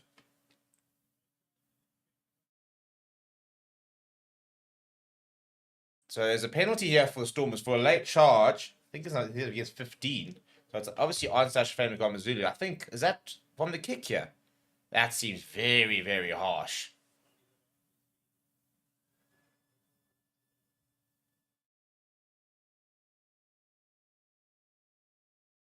I'd like to see the replay of that. I don't think this is late enough to warrant a penalty. If it is the Marius Lowe tackle. But I mean, that's the only one I can think about is. Anyway, Stormers now have a 5-meter line out. Frustrating from a Lions perspective because it would have been their line out. Going for the rolling more here are the Stormers, but so far well defended. Shifting towards the right. Once is the call. And you only get one call now with the new rules. So they go straight through and try. Well done, guys.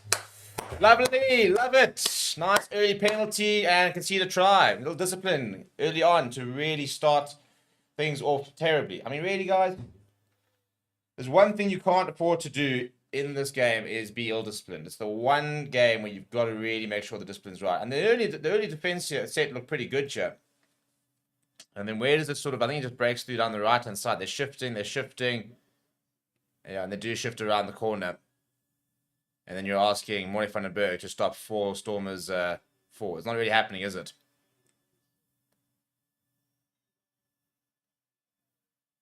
And Evan Roos being Evan Roos and throwing Morley Vandenberg for his efforts.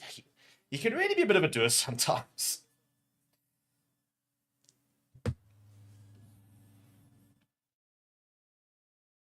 John Dobson, as usual, looking like somebody just told him his dog died. I mean, he always looks so miserable in the coaching box.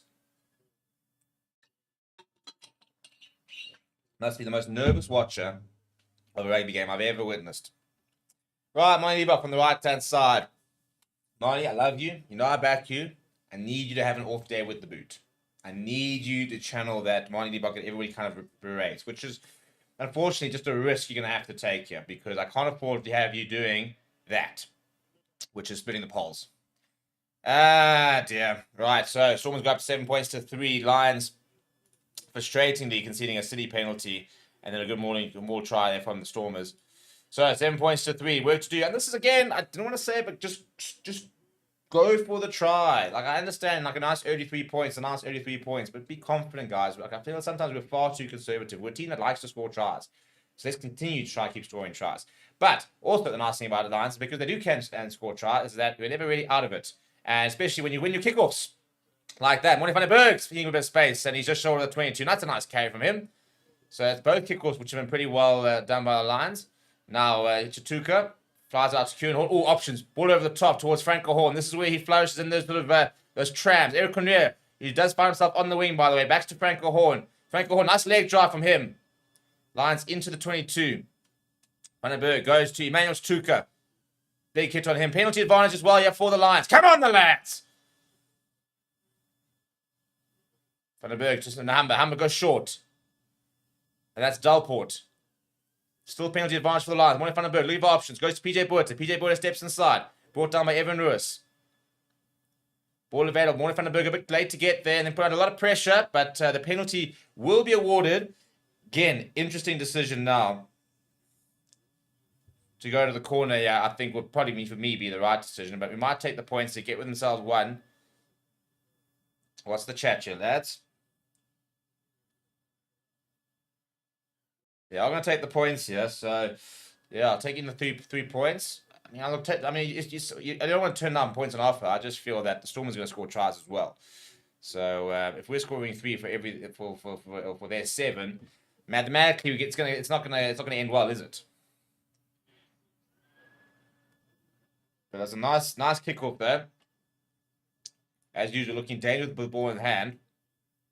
Long may that continue. We'll also have the fitness, we'll be able to go the full 8. You're playing down at sea level. This is easy work for us.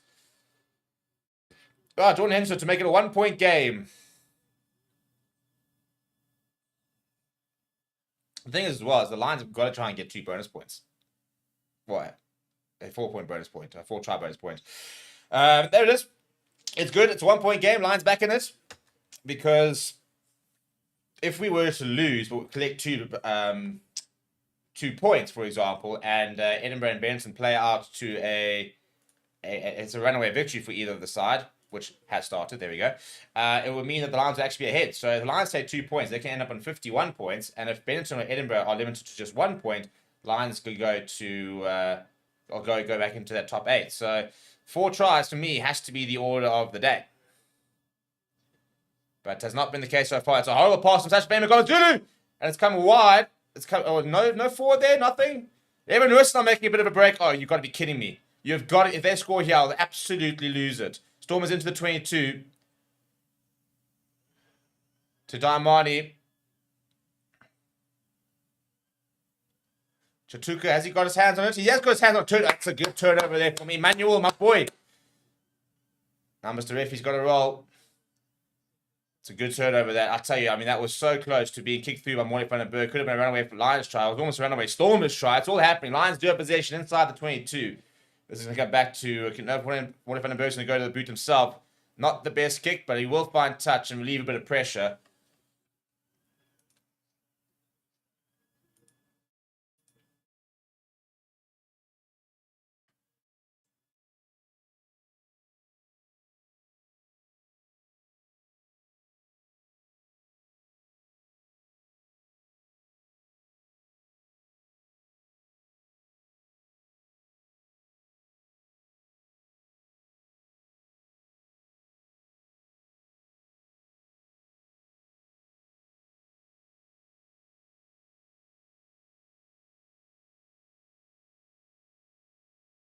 Right, front of the line up there from Andrew Hugo Spencer. They don't compete.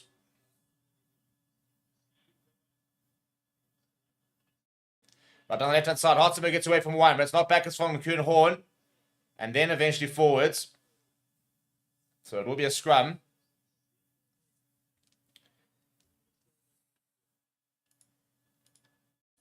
It's an interesting weekend of URC. I mean, we thought we saw a runaway last night from Leinster, which I don't think was very expected. And as mentioned there by Sean Farrell, Zebra putting up a fight last night and decided to try and go out with a bit of a bang. 38 points to 26, almost making Glasgow Warriors sweat a little bit in their pursuit for the that sort of top 4 spot So they're currently sitting tied first, but second on points difference. So Glasgow Warriors at the moment will finish, the highest they can finish is second, but they will need Munster and Bulls to both at least drop points, if not, or lose really. Interesting, yeah. Pack weights 901 kgs from the Stormers, 862 from the Lions, and that is all the loose trio. Franco Horn versus an Evan. Well, you got JC Pretorius versus an Evan Roos. You've got a Chatuka versus Ben Jason Dixon, and then you've got a Franco Horn versus Chiba Diamani. So that alongside, Salman Murat's a big man, Ruben van Heerden's big. So interesting that they do have the weight here, the Stormers. That's Nate Klabakanya probably clutching out the most of the Lions, but it's a very solid scrum this time. Now it's popped up, but not going anywhere. Second shove coming. Ball's available. And we're going to have a reset here. Yeah, I don't think that's too bad here. So, I mean, these two players will know each other very well. Will be Asanate and Klabakanya and Steve Satoli.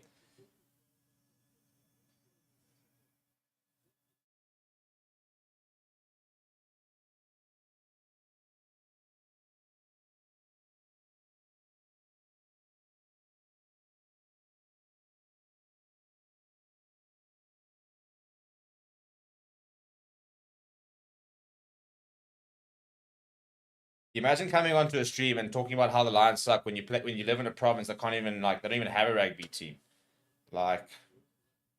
Next time the EP Kings are even like a thing and not having boxing matches in the AGM, then you can come chat to me, Dan. Until then, zip it. You literally got plundered by the Sharks. You're basically the Sharks Academy. Imagine you're the academy for the team that won 4 games in the URC this season. Could never be me. What? That's a penalty for the Stormers in scrum time. The scrum went straight up. There's zero dominance from either side. Not entirely sure how he's managed to work that out as a penalty for the Stormers.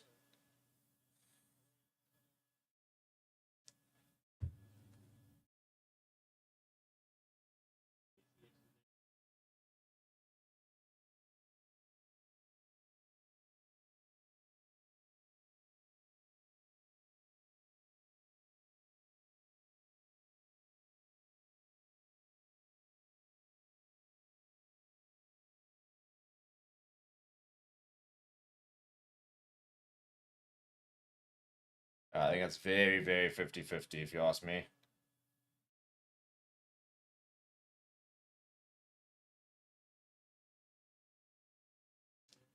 Not straight as the call. Thank you very much. We'll take a little bit of a reprieve there.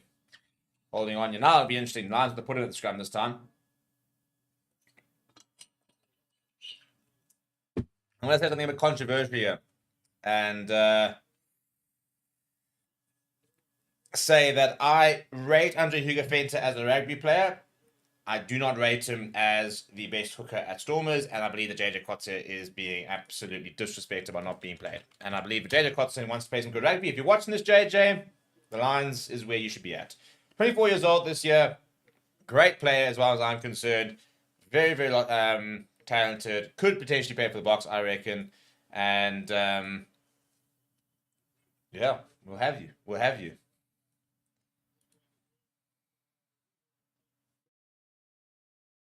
Who'd say, look, he slipped captain Lions 31-29 Stormers. Yeah, well, cheapers. I wouldn't. I'll take that scoreline. Nice little bonus point win. It's all we need.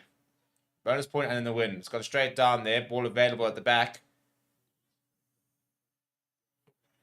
Pretty sure that that's a nice carry from Jordan Hendricks. And he runs towards the pack, so they have a decent amount of support. They have penalty as well for the Lions for coming in from the side against Ben Jason Dixon, who I highly rate, by the way. I think Ben Jason Dixon has got Springbok written all over this. Now, it's the 1st of June. I'm pretty sure the new laws are coming, which means that, for me, Hershey Yankees is an offside position there, because there's a whole thing about protecting the number 9, which means that at the scrum, you can't be further than, your prop. Basically, the end of when your scrum ends, that's as far as you can go. Defense, he's very much in the Peter Steph mold there. It's a nice little carry there from Jordan Hendricks.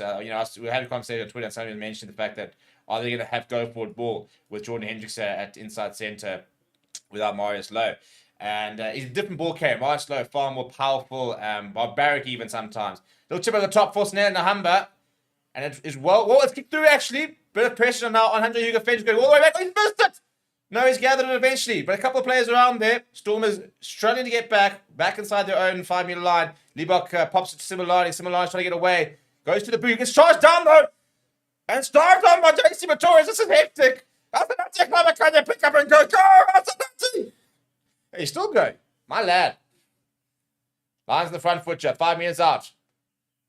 Hendrickson fires the long pass out to Franco Horn, who's going to go in the corner. Come on!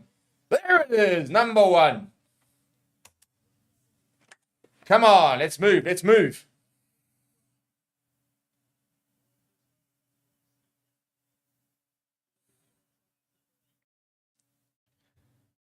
Woo!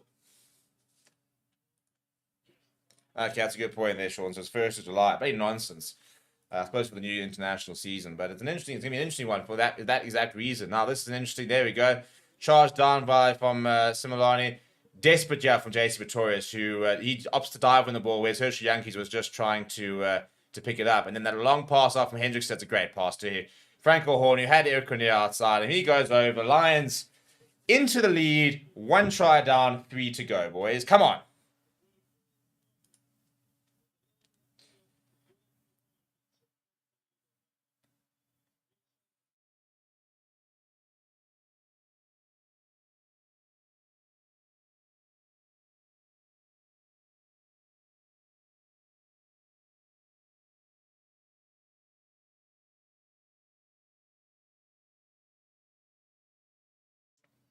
And that's not a great kick that from Hendricks. So it'll just be a 4-point lead from the Lions. More important, that's the first try. We're 20 minutes in and looking promising. Looking promising.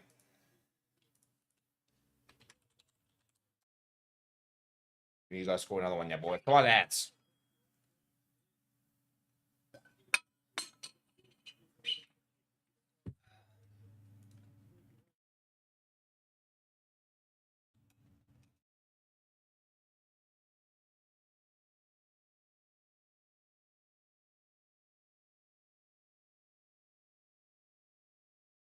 Good restart there from the Lions. They do have possession.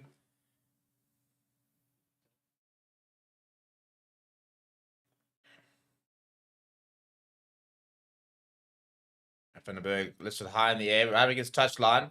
It bounces out. Interested to see who this will be. Will be a Stormers line out.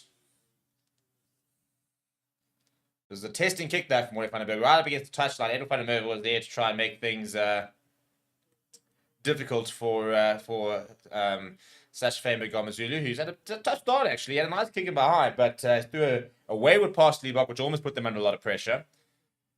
What do the win predictors say? 54% for Stormers. We're winning.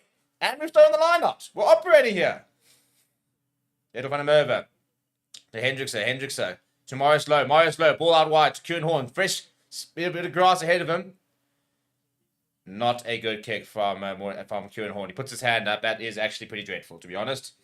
Didn't have a lot of... I mean, the kick was the right option. They had space out wide, and he just wanted to kick it downfield, but it's completely skewed off his boot, and they've gone almost directly into touch. But this is a very nice steal from the veteran Willem Alberts. He gets up. Look at the size of that guy's neck. It's just ridiculous, isn't it? Oh, that's a horrible kick. That's such a horrible kick. Right, Monty Liebach lifts it high into the air. Goodness me, that's gone. That's a great take from Kieran Horn there. Steps inside, gets away from Similani. Almost gets through the tackle as well of Slayman Hartzenberg. Well played that from Kieran Horn. Nice little recovery from that kick. Now a little handle from Chatuka. He's still going. And the ball comes loose, but backwards is the call and available from Warren Vandenberg. He goes to the boot. JC Pretorius giving chase. Marius Lowe in and around there as well. Good take that from Famer Gomazulu. Nice tackle from Cornier. Warren Vandenberg over that. Okay, it's not rolling away.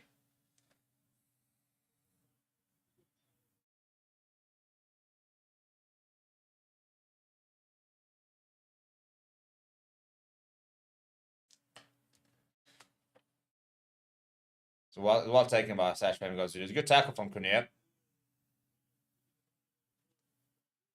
Hi, my word! Who's been penalised for not rolling away? Was that against Eric Cornier? Who, moved as soon as he got to ground and was not in play at all. No, man.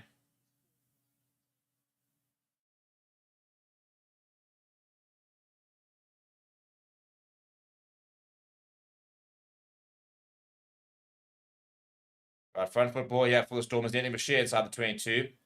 Long pass out to WC, but a wraparound from Liebok. Zulu slips one, draws another one, and try time. That's the second time they've scored off a penalty, which I don't agree with. And I don't want to be a ref batch, but that one really pisses me off. I'm still confused as to exactly where the non-rolling away was. Might have to go back and even look at it at half time. I want to analyze this shit. Well, I said in the week, this could be one of those like 40 points to 30 type of games. I think it's going to be tries, and more tries. And it's definitely started off like that so far. Storm's back ahead, kick to come. Too easy. Just that little wrap around there which creates the mismatch. Yeah, and then you can't slip the tackle, unfortunately. As soon as you slip that tackle, then you're in trouble. So it's over here. I think it's Nahamba's over here. There, he slips the tackle of Famu Gomazulu slips the tackle of Nahamba. And that's just a simple 2-on-1.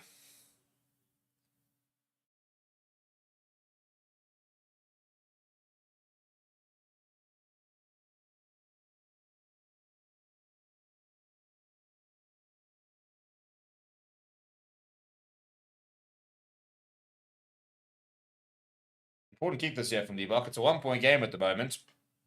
Although they keep continuing to just score tries, then the conversion probably become less and less relevant because it'll continue to basically be like a 1-point, 2-point game.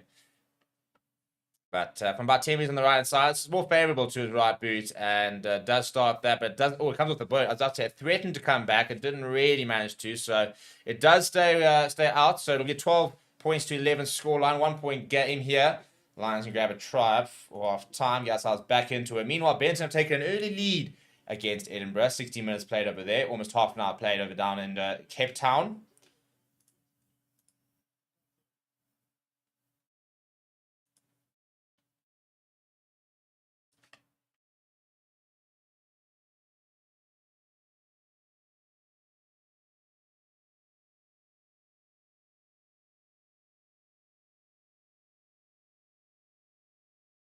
That's a nice tackle there on time. Only good physicality being shown by Klabakanya and Morgan O'Dear, actually, the two props. Yeah, Morgan O'Dear pleading the case and saying he's desperately trying to get out of the rack, but they're holding him in. And Jacobs, must be agreeing. Eventually, the kick comes from Hershey Yankees. That's a much better clearance from him at towards the halfway line. So Lions all the way back and have to build from deep. 26 minutes played so far. Difficult to say which teams look better. Both teams look good with ball in hand, to be fair. The Lions not been great defensively so far. Need to sort of just tighten it up a bit.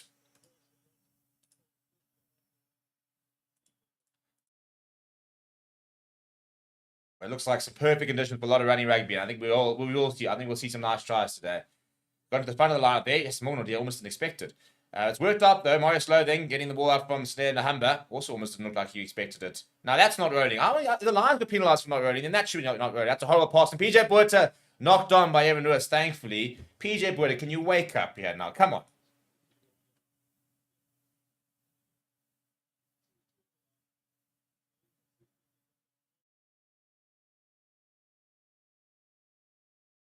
Terrible, terrible pass that from PJ Boerta. Thankfully, not knocked on by Evan Lewis. It'll be a Lions scrum.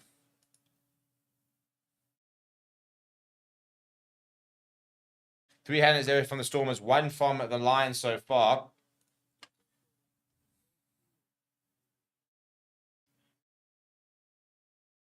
Come on, scrum penalty needed, yeah.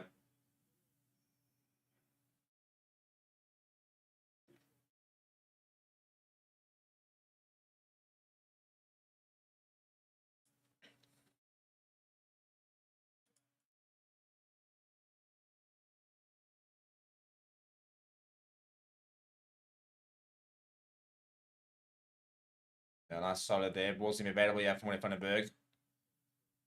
Starts to go on the right-hand side to Nahamba. Nahamba then sees a bit of space on the left-hand side. Kicks it pretty deep. Fielded by Famu Gomazulu. It's going to take a while to try and find a decent touch finder here. That's a massive touch finder. Goodness me. That is an inch-perfect kick from Sasha Famu Gomazulu. So the Lions went all the way back to basically where they were. And they have a line-up this time. So not ended too badly, I suppose, but not gotten the field possession, which they would have liked to have done. That would have been the idea. Kick deep, try and force a line out inside their own half, build from there, but instead they're actually behind their own 10-meter line. So PJ Boerta needs to get this right. We're on Dalport, calling the line-out chat. It's a 4-man line-out. Jason Pretorius at the front. And it's uncontested. And penalised. Yeah, taken off. Yeah, there's a shove on the there. So I think there will be a chat from Murat has apologised, and Mike van der Veste isn't happy to accept it. So there's a penalty for the Lions. There's a shove on Dalport as he was getting to the ground.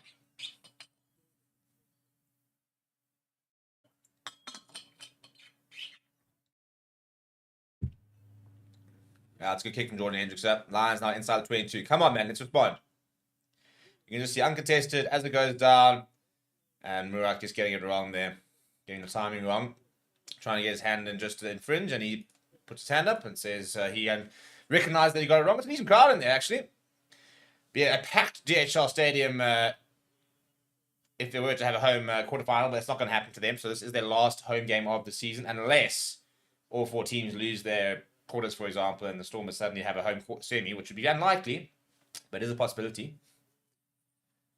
Good line up there. Franco Horn takes it. Lions looking for the rolling more. Not getting too much success so far. Inching forward. Now it's sort of scattered away for a little bit. And PJ Botha goes himself. Turns away as well. Still going with PJ Botha. That's decent line from the Lions. They've progressed nicely.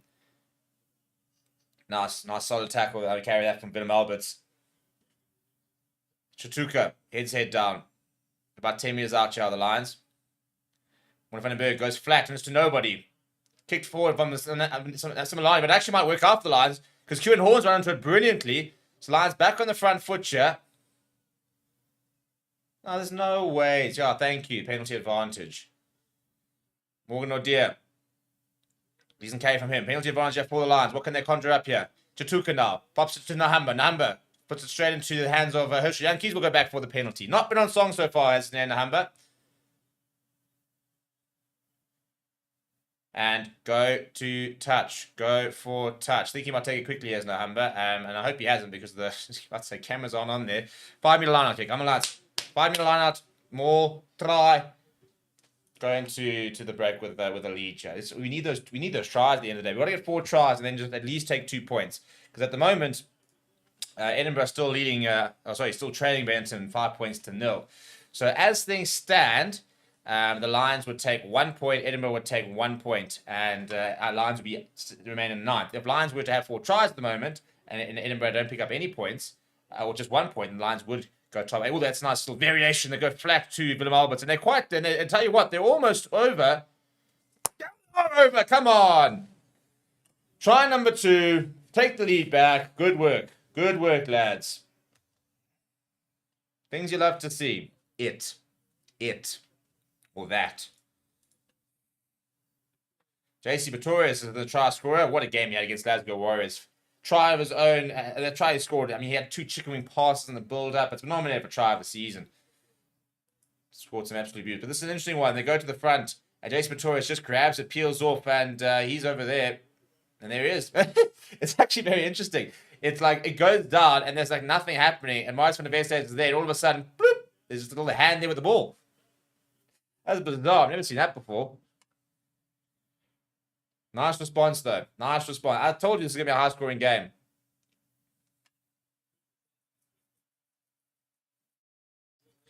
Power Heaven, it's thank you. It's 211. I said it earlier. 211. If you're on Supersport. Supersport Rugby. That's the channel it's on. And that's looking like a better kick from Jordan Hendrickson. That does come in and will split the polls. Thank you very much. Lion go to 18 points to 12. So 6 points. The advantage there. The biggest thing at the moment is that no team has scored consecutively yet. It's been trading blows. So the Lions get a 3-pointer, get another try, for example. That'll be the first time that either of the teams have scored consecutively, and that would make a big difference. John Dobson, yeah, looking a bit miserable there. Listen, Dobbo, again, big fan. Love to give you a headache today. Would love to see you look a bit miserable afterwards. And DV say, you reckon oh goodness me, we don't even contest for the kickoff and it's one back. That's a bit frustrating. I reckon the Sharks can get the upset today. I don't think so, to be honest. I think that they've been drinking for the last week and the Bulls have got so much more to play for. Jordan Henderson manhandling Similani there. So I don't think so. I think they'll... I mean, I could be very wrong, but I just think that the Bulls have got so much more to play for that I don't really see the Sharks putting up much of a fight. Edward van der Merwe! 50-22, surely. Surely. Oh, he's been robbed. That was almost inch perfect. Nah, I'm going to go see the replay here. He's spotting the space. This is almost fantastic. Playing against his former side. Yeah, just. Okay, fine. Just. But at the same time, just do it for the common good. 2 more meters and that would have been a 50-22. Lions on the back of the front foot. But I'll take it. Stormers on the 22. Lineup's not been fantastic so far. And yeah, it's messy again. Ball pops off the shoulder, but not forward, thankfully, for the Stormers. And Daimani is and looking to try and rip the ball. Has ripped the ball as JC Pretorius, but only into the hands of Netley for sheer. Frustrating. Nope, now it's been one back from the Lions. Turnover ball here. Now question is it on? Oh my goodness. Sit down, says Eric Cornier. It's a good read from Snema Hartzenberg, but Cornier's done very well. Floating around up to the 22. That's a nice carry from the Lions number 13. Now, it's Asnate and Klavakanya and all 145 kgs of him. Moving forward. Nahamba popping it to Marius Lowe. Almost running in behind Ruan Doppel, but adjusts well. Morning Vandenberg down the right-hand side to Emmanuel Tuka. Lions just short of the 22. Presented to Morning Vandenberg. Nahamba pops it to Klavakanya. Looking a little bit directionless at the moment, but pick up and go from Franco Horn. Almost catches the Stormers napping a bit. Presented well. Yeah, PJ Boyd picks up and goes himself. Needs a bit of support here. Ball available for the Lions. No way! He had it going, and then he can't go again! Oh, Marius, wake up, man. You didn't give him the penalty, and then he has another go, and then you give him the penalty. You can't have a second go. Once your hands are beyond the ball, your hands are beyond the ball. No ways, Mr. Martin. No, come on, man.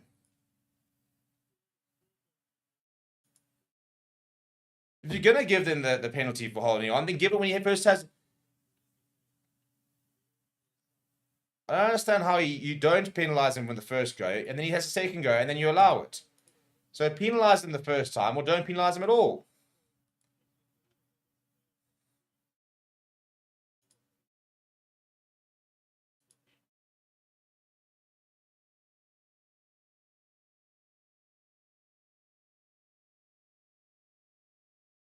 Right, so as we enter the last 5 minutes, Ben Jason Dixon takes the line out.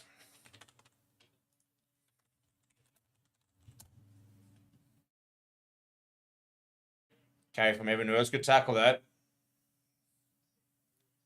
Right, just under 4 minutes left the first half. And that's been ripped by JC Pretorius really, really well. It's the second time there he's done that.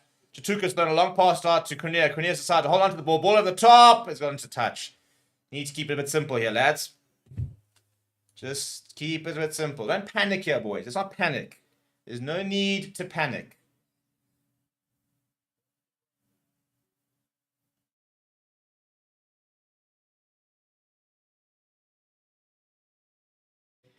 What a season he's starting to have here, JC Pretorius. Kind of in that form, you don't want the season to end because you are playing so well.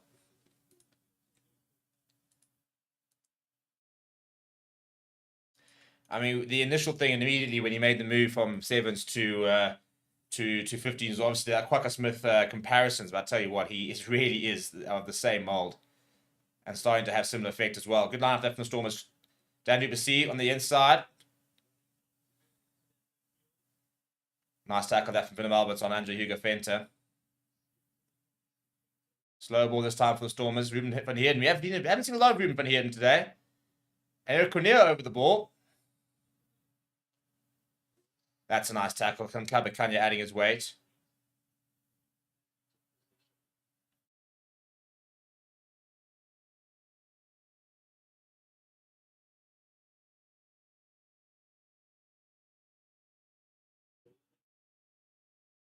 Better this on the Stormers going through the phase, but so far, as I said, the ball comes loose and Franco Horn chips it ahead. The race is on. Eric Cornier's after it. Dan Duplessis is going to win the race here. Oh, he's lost it forward. Surely. Marius. Thank you. There it is. It's a nice mistake there. Is it a penalty? It's a penalty as well.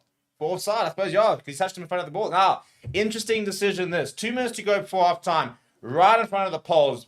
Taking the points is probably the right decision. It does take you to 9 points ahead. Same time, 2 minutes to go. You go to the corner, you score a try. First of all, it puts you more than 9 points ahead. Second of all, you're then 1 try away from that bonus point, which again, as I mentioned, right now, 5-3, it's a tight game over in Italy, in Treviso. So if Lions come away with 2 points, that would be enough at the moment to qualify for that top 8. So hour and a minute and a half left. They are going to take the points here. 21 points to 12 at half time. I'll very much take if we can get there. The nice thing is Lions also tend to finish quite strongly. Obviously, playing at altitude, they've got the fitness, and they are a team that like to play right towards the end. In fact, in the first fixture, the Lions were very poor in the first half and came back and almost won it towards the end of the game. So I would have almost liked to see us go to the corner. I don't mind us taking the points so much in this instance. Is less than a minute on the clock. Run it down. Hendricks does get it, which is the main thing. So taking the points, so 21 points to 12. 9-point lead from the Lions as we go into the last minute. Just get to half time now, boys. That's some nice momentum. 2 tries so far. Again, that win gets us in that top 8. A bonus point win should be enough for us to get to 7. Then we get to 7. Champions Cup Rugby. I'm getting drunk tonight. Just telling you know, that's the plan. Like, if you see me out tonight, you will see me at several beers down if we do make the Champions Cup. Liebach looks it high in the air. Comes forward off of Dalport, I think. Or was it off the shoulder? Nope. Play on is the call. So Jason Pretorius then gets it ripped forward. I don't know if they're going to go back to the original knock-on. Yeah, I thought it came off the shoulder of Ruan Dalport.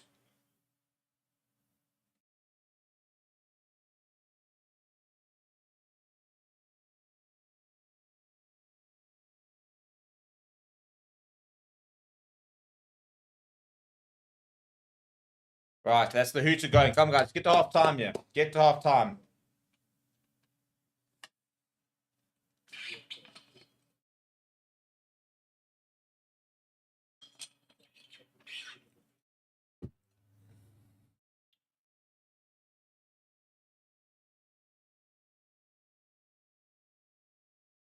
Oh, it's a Lions scrum, actually. So, there we go.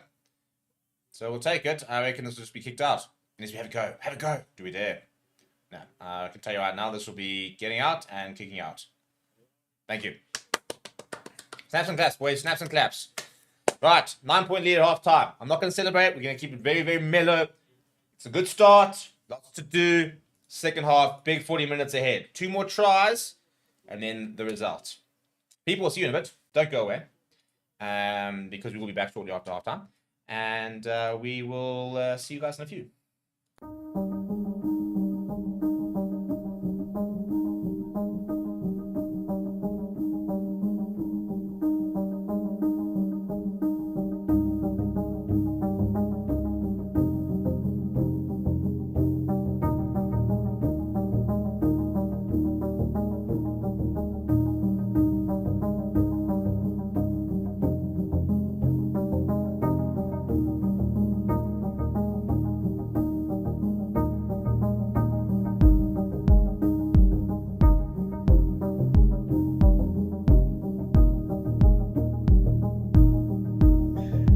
Hello everybody and welcome back to Between Two Fans. You are joined by myself, Daniel Skoltz, and my co-host, Stevie P.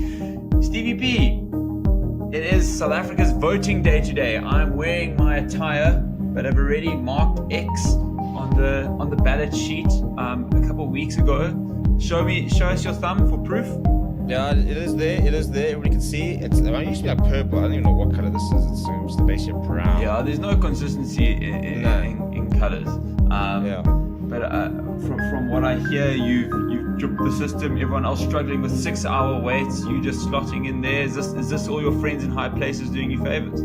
Look, at the end of the day, you got to understand the environment that we play in, and it's a high pressure game down here in South Africa. So, what you do, and this is what I'm telling you, my fellow South Africans, is that you wake up in the morning and you don't even bother going to the queues. My sister-in-law was at her voting station 6:15 for the polls that opened at 7. Shock and horror, the polls did not in fact open at 7. In fact, by 7:30, they were still not voting.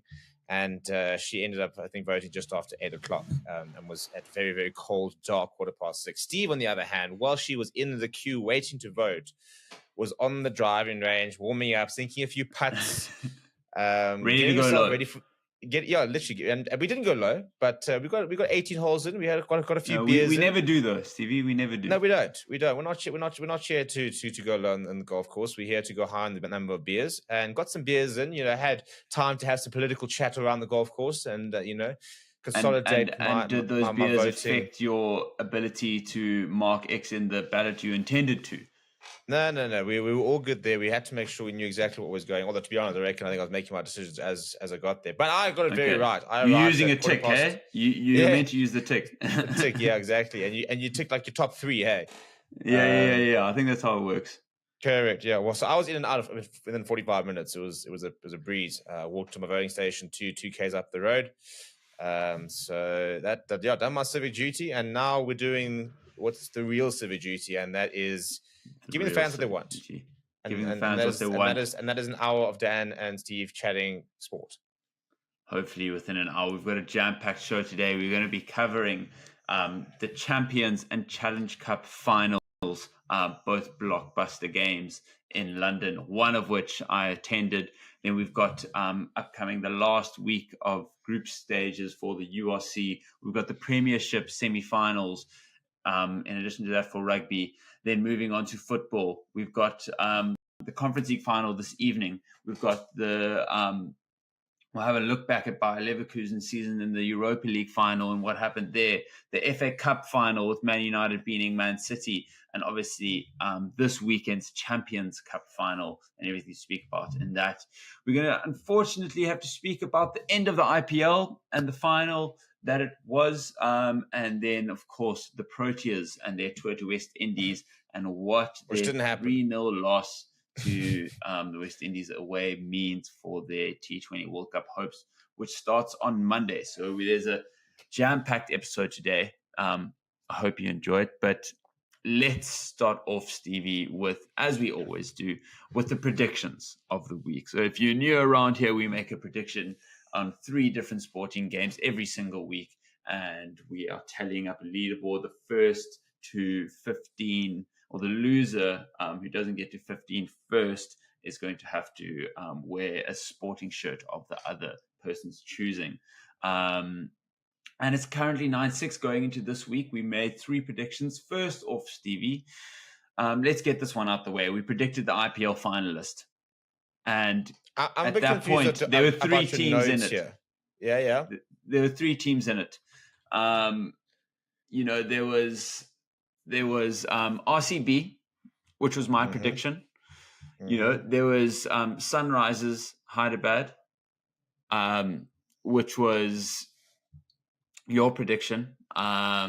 And as it turns out, there were 4. There were 3 other options, and then Rajasthan Royals were going to join KKR. And Rajasthan Royals, exactly. Yeah. So fair play to you. I'll give that to you. Your prediction, you got it right. Albeit their horror performance in the final. Hey, we didn't say he was going to perform well in the final. We just said he was going to beat 113 all out. I mean, you never seen anything like it, but we'll get into that a little bit soon. So a strong start. Then moving into the rugby, we had the Challenge Cup, which I happened to attend live. The Sharks ended up winning that game by 14 points, 22 points to 36 to the Sharks. Your prediction was Gloucester by 7. Mine was Gloucester by 5. By virtue of me being closer, still a bit, regular 19 points away. You'll take the win. I mean, this is so ridiculous, that we're both wrong. It's not about winning; it's just about not losing, Stevie. This is what you need to get to grips with this game. And I lost by less, which means I'm winning. So we draw it up 1-1, taking it into the Champions Cup final on Saturday, and that was a Toulouse win by 9 points, winning 22 points to 31. Stevie, once again, my prediction was Leinster by 5. Yours was Leinster by 7. The exact same margins. And look at us, getting both predictions wrong. But I haven't got a single prediction right, but coming out on top. This is nonsense. I don't make the rules. I just enforce them, bro. This is a bigger burglary than United winning the FA Cup and getting Europa League, dude. Come on. and criminal that we haven't had that as a part of the predictions show, alas. Yeah. Which I would have backed United. You would have gone with City, and I would have won the weekend. I'm actually very upset about this. On a point of order, I'm taking this up with management. I need to have a chat with our producer. You think that's by chance, bro? You think that's by chance? But essentially, that takes it from a 9-6 to 9-7 game. The comeback is firmly on. If you've been here before, it was an 8-2, I believe, at a stage. So this is massive, and the race to 15 is well and truly on. Stevie, I look forward to looking at you in that Arsenal shirt. And I'm building a slow fan pace behind me here. But before we move any further, let's jump right into the rugby, and no better place to start than the Sharks' redemption story coming true for their season, them winning the Challenge Cup. Talk to me about it. As I said, as a United fan, I can basically, go through exactly what the Sharks have done, in that they have managed to salvage what should have been one of the most ridiculously bad seasons ever. And they did it in the most ridiculous fashion. I mean, we predicted a Gloucester victory, and those first 10 minutes, I sat there going, "Yep, this is kind of what I expected to see." And they didn't concede a point. The knee slide turned it all around. The knee slide, then that first scrum, and from that first scrum, I think that was the gauntlet thrown down. That was it.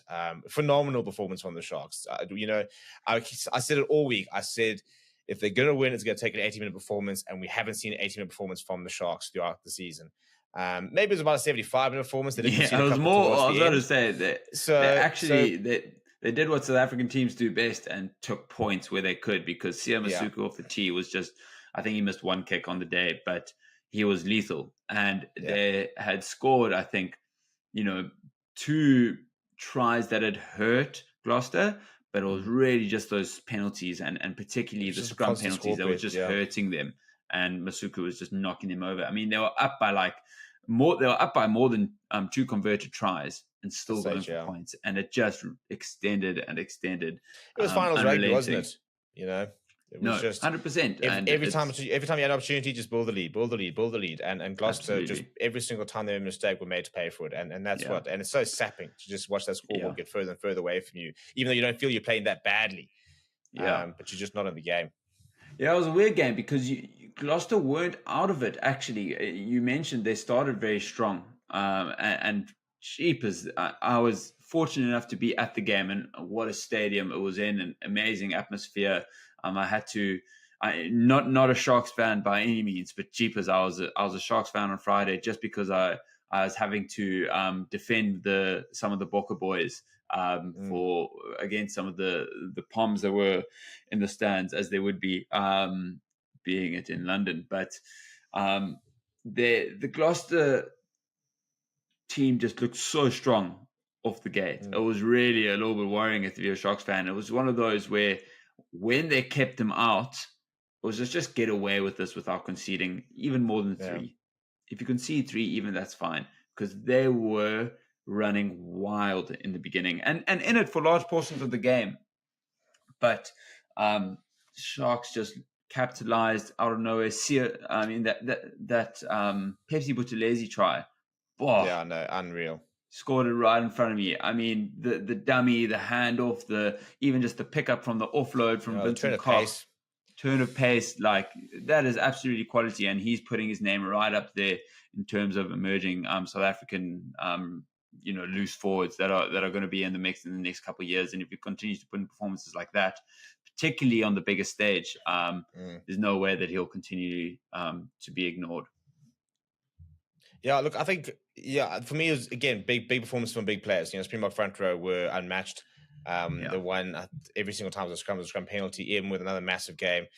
Yeah. The cream rises to the crop is what they always say. And in the finals, you need your big players to stand up. And I think that was what happened. I thought it was a very quiet game for a lot of the Sharks backline, but that pack stood so tall. There were some big moments. I mean, that one turnover from Vincent Suka, absolutely clutch. Piers Buthelez's try. Gebrand Grobler I thought was really good as well. I James mean, Venter Tutuka's actually had came an out. incredible second half to the season. Yeah. Considering this is his first season at the Sharks, like to join in a pretty, roller coaster season, to say the least. Second, I think. Second season for the Sharks. Is it his second season? Yeah, I was thinking. First season was very blighted by injury. Right. So he's struggled to settle in there. Stamped his mark, though. I mean, you look back at. Right, and we are back. Hello, everybody, and welcome back to Forever Rugby on Forever Sports. And it is the Lions who are ahead at this stage. Very, very exciting time if you're a Lions fan, because you've got a 9-point lead as the second half does kick off. Important to start well. Got to try and find 2 more tries. Ideally, a win will be enough to put us into that top 8, but not necessarily into that top 7, which gets us Champions Cup rugby. So important 40 minutes ahead here. 2 more tries ideally, and then the win. That's what the Lions need. The Stormers chasing the game will probably suit the Lions to a certain degree. They are a team that loves hitting other sides on the counter-attack. So it's not a train smash that they are, that if the Stormers try and push, because it does leave them susceptible to the counter-attack. So that's the only good news, for example, if the Stormers do come back, is that hopefully they continue to try and push, and then we can hopefully hit them on the counter. But yeah, for me, it's about game management. It's about scoring first, about building that momentum.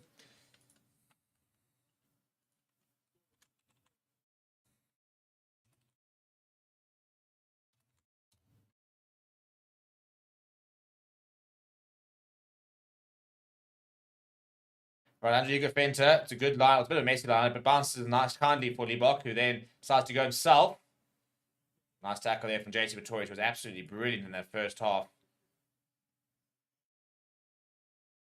Now still on the front foot. Andrew Duplessis showing and going. Good defense from Willem Alberts. Was the on-field captain for the day, but has probably shifted back to Maurice Lowe, given the fact that he is obviously the Lions' main captain. Now missing that there did Dalport. Not allowed to have a second go. Well, you're not allowed to be a Lions player anywhere, because that exact same thing happened earlier, and Stormers won the penalty for it. So that's right in front of the poles. Frustrating. Like, that's kind of the stuff that we can't make mistakes.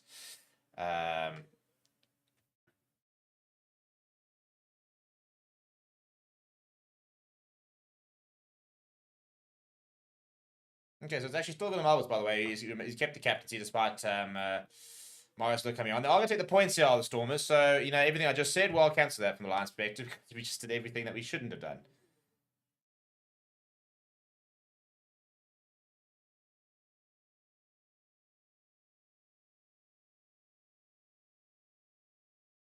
Still feel that they were allowed to have a second go in the first half. You can't understand why we would have thought he would have allowed a second go. But anyway, Liebach now to kick right in front of the poles to try and make it a 6-point game.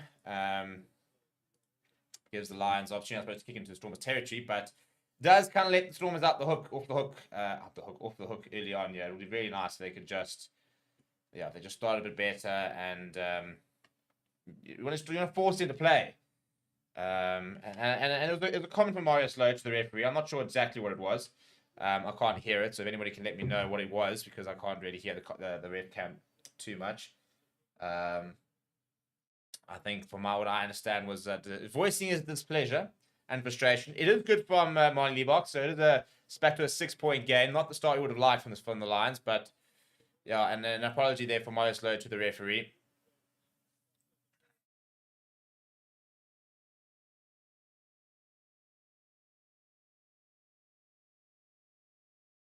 Kieran Horn goes to the left-hand side. It's a good kick-off, and it's contested well.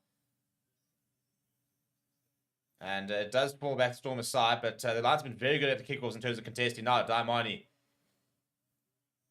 Solid carry from him. Decent clear out as well. Hirsch is going to go to the boot. He won't be able to find touch, so you'll have to keep this in field.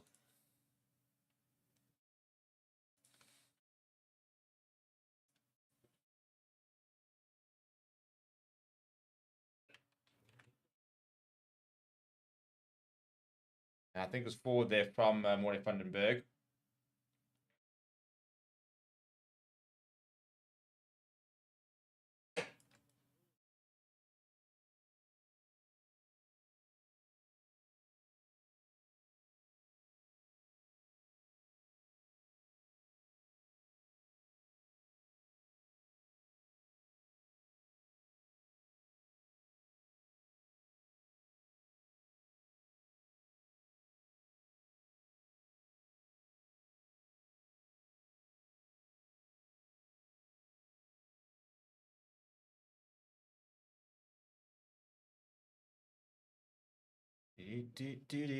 Right, so it's going to be a scrum here. We are going to... it's been a scrum for the Stormers feed. And the Humber's down an extra scrum. I'm not quite sure if that's Morning Van den Berg's gone off or this is just a defensive thing that he's decided to come join. It's an interesting concept, isn't it?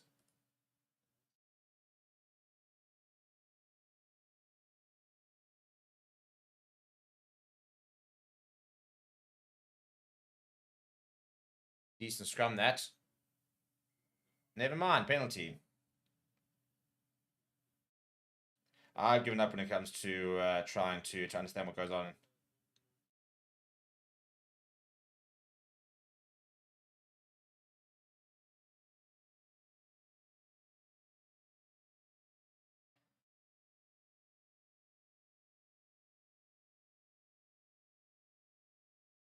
Yeah, cool. Right. Sorry, I'm just busy. We've got a Formula One stream in the background yet. I'm just making sure that that's working, which does seem to be. So apologies for that. But it is a penalty for the Stormers. They've gone to the right-hand side here. Yeah, big moment this in the game, really. Morgan O'Dear struggling. I'll put on to Andrea or JB Smith pretty soon.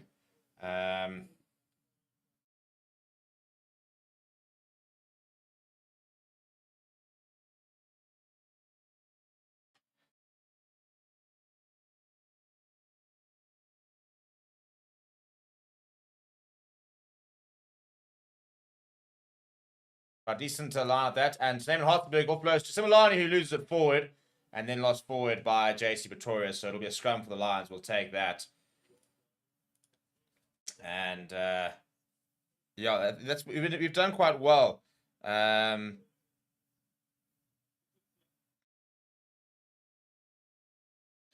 It's been one of those games where I think the Lions have done quite well to just disrupt the Stormers. A couple of mistakes have crept in, which is good to see, for example, because we kind of need that. But Lions just need to sort of settle in and make sure that we are in it to win it, really, and that means not making those kind of mistakes, winning the small battles, and capitalizing when we can. And the Lions have generally been pretty good at doing that so far this season. So it's not a bad, too bad of a start of the half here. Morning Van den Berg, and they're going on the left-hand side here, by the way, the Lions. Edel Van den Berg has got a bit of space. Half tackle from Famu Gomazulu, but Lions up to the halfway line. Morning Van den Berg looking for options. It's going to be brought down. Now, Sanate Klapakanya has arrived from the scrummaging duties. Ball available there for Morning Van den Berg. Almost looked offside there, did Hartzenberg. Edwin Van den Berg has done well. But Hendrickson gets away from him.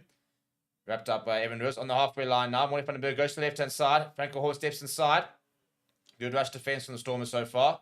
Lions losing a bit of momentum. Morning Van den Berg might think about going to the butcher. That fires it to Morgan O'Dear. Support from his fellow prop. No, come on. Yeah, thank you. He has to leave it. Now looking to go to the butcher is Morning Van den Berg.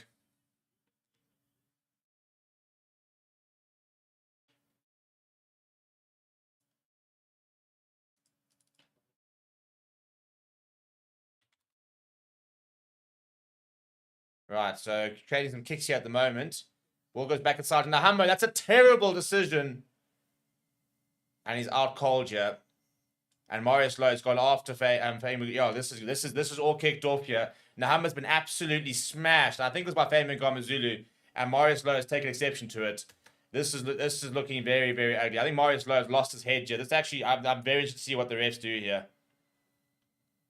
Lots of whistles and stuff going over here. Marius Lowe's lost his head, and Nahamba's in a heap on the floor. We're gonna have to look at this tackle. If this is a bad tackle, he could very well be out of here. I don't know. I think it was Angelo Davids actually who made the tackle itself.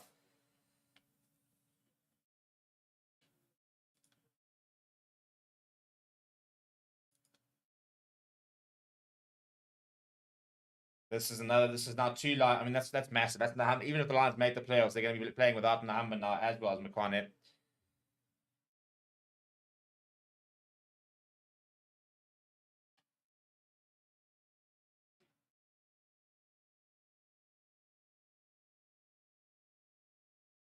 Hello and welcome to Forever Motorsports for today's MotoGP French race out in Mugello, of course, being the Italian Grand Prix. Right, so opportunity here now to see what's cooking. And I'll be very interested to see. We're gonna have to look at this. Oh, I tell you what, that looks like head-on-head collision here. This could be trouble for Angelo Davis. Very interested to see what the referee's gonna do here. We could very well have a card here. He's gone flying. He's a slight different angle, but he's upright in the tackle, and that's shoulder, head to head. Oh no, that's a horrible look, and especially when you see how Nahamba's gone down like that, that's horrible, horrible. This is not pretty at all. For me, I think this could be very much be red card territory here. Yeah.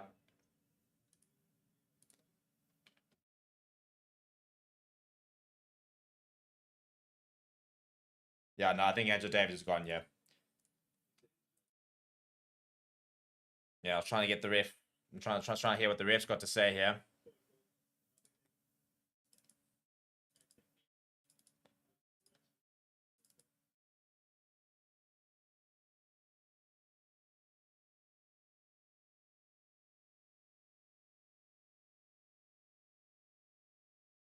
Oh, God. Mario Slow, you bloody idiot. So Mario Slow's going to go in 10 minutes as well. So we could have a one-man advantage for a full half an hour, but it's only going to be 20 minutes because Mario Slow's come in and shoved him. I mean, it's not that deep, to be honest.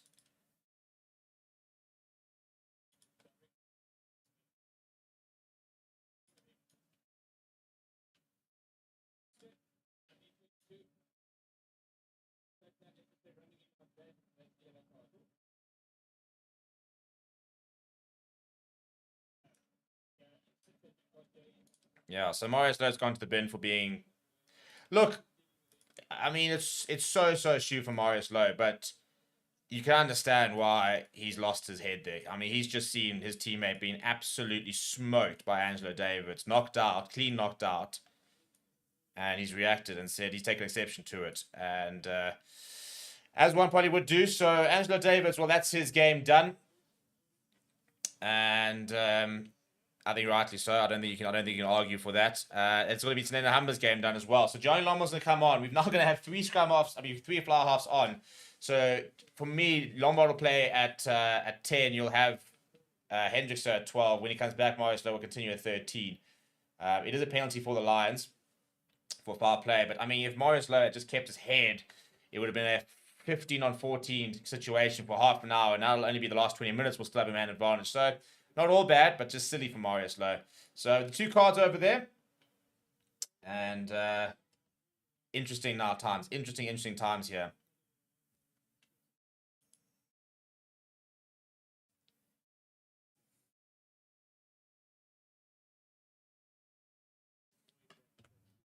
Right, and it's a nice carry there from Hendrickson.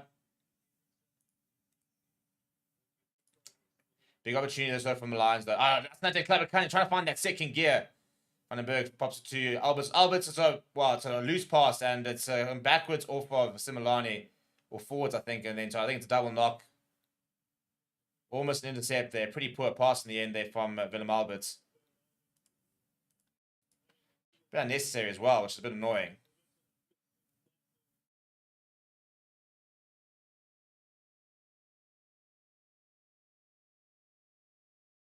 So I think this is going to be a Stormer scrum, I'd imagine.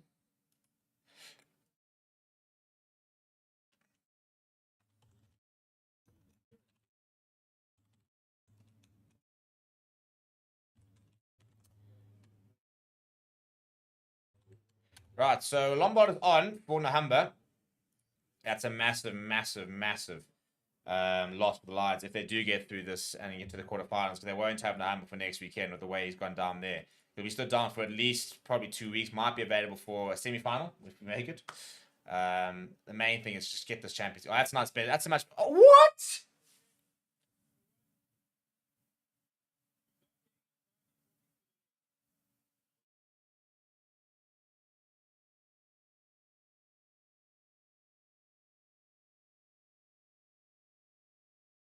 Morris, pack it up. He's so little insecure. I mean, he's having a bitchin' moment because, I mean, really? So he's going to march back 10 meters line. I mean, they've also made some comments, Marius.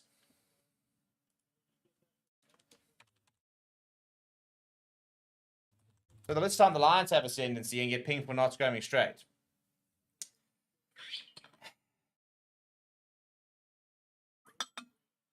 Paul Evans saying, above everyone, thanks again for the great coverage during the Rugby World Cup. No, it's an absolute pleasure. I actually bumped into somebody earlier who had a bit of chat with and was watching. Right, here comes Nettie Bashir. So get Morgan Nordier off here, people.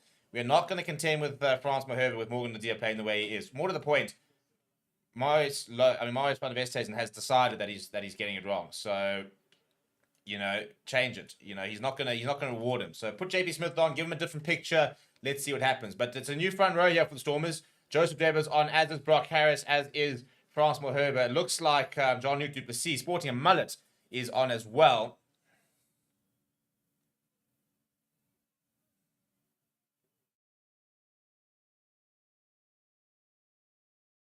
Jean-Luc Duplessis' first touch there. I don't know who's on for. I think he could be on for. No, Liebach's still on. So PJ Buerta almost having a go there. Big defense needed from the Lions. If we can just not concede, wait for that to get that extra man back. At the moment, it's 14-14, so it's pretty even Stevens. But for the last 20 minutes, we will have a one-man advantage. So just stay ahead, get that one-man advantage, and then put pressure on. Right, Liebach, look at the wraparound towards that. Looks very forward. Yeah, it is forward. I was about to say, goodness me.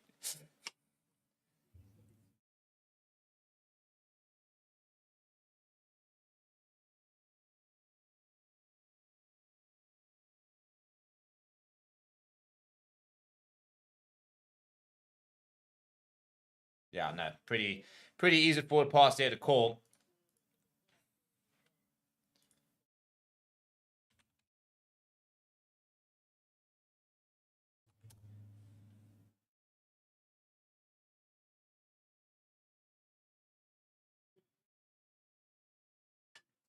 Right, so a bit of break and play here, which will hopefully allows the Lions just need to even though just take control here and just calm everybody down a little bit and just sort of reset here. We are in the driving seat. I think that's the frustrating thing. It doesn't feel like we're in the driving seat, but we are. We are in the driving seat, and we need to remember that we're in the driving seat. At the moment now, the win predictor is sitting at 65%. They've got to make the plays, Lions. Just keep it solid. Force them to make mistakes. Force them to overcommit. Hit them on the counter. We've got another 6 minutes, and then we've got a one-man advantage. So, we can really operate here. And they've lost a wing, so they're going to have that overlap. So just hang on to the game, and the chances will present themselves here, people. What's happening over that? 12 points to 6. That's not a bad scoreline. I'd appreciate that scoreline. That means no bonus points for either of those teams. That'll be 4 points for Benetton. It'll be just the 1 point for Edinburgh. So the Lions would go into 8th position there. In terms of the way the table can look, give me that bonus point is so important for the Lions. We've got to try and push and get it later.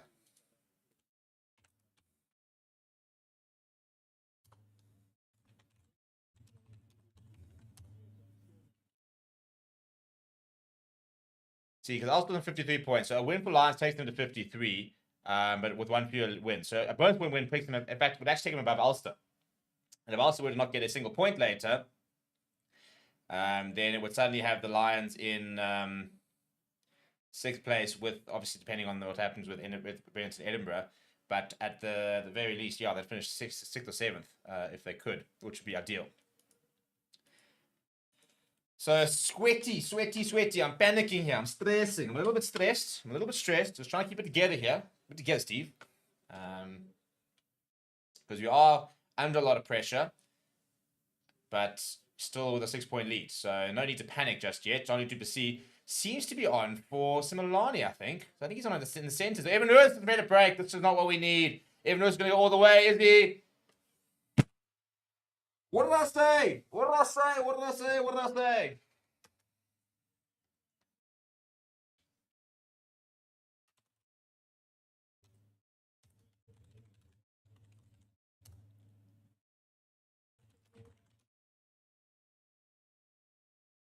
That's far too easy. You slipped like 3 tackles there, guys. What is the one thing I said we have to do? Now we're going to be a point behind. Idiots. Right. 1. Right, there we go. I mean, he's ripped it. Jason Pretorius, that's 1. Philip Alberts, that's 2. That's poor. Cannot tackle like that. Right under the poles as well.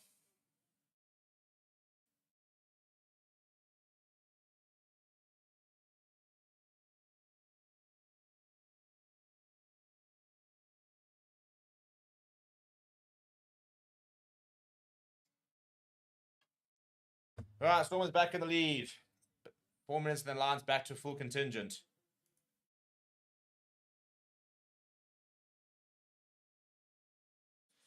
Right, so 26 minutes to go.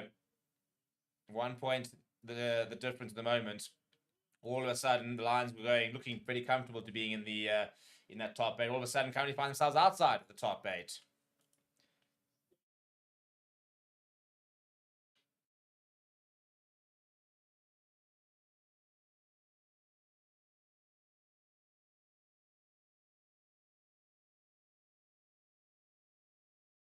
Right, so the Lions have made the subs in the front row as well. Right, Lombard and to Kuhnhorn. He's gone with a cross kick towards Cornier. Cornier a little bit isolated. Does pretty well though. Good scrambling there. Kuhnhorn does very well stay inside.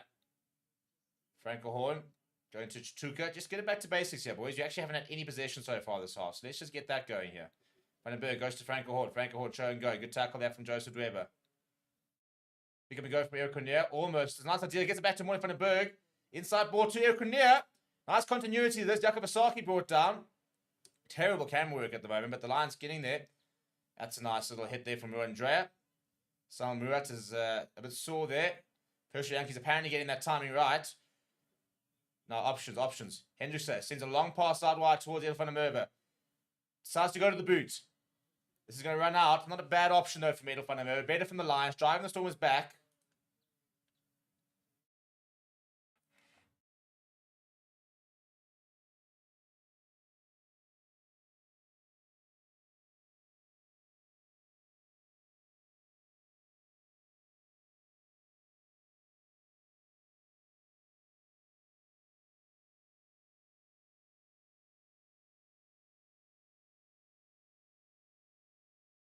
Right, come on, lads. See, as it stands, the Lions currently outside that top 8. But you score a try and now get back ahead, and all of a sudden we go back into that top 8. So, very, very close here.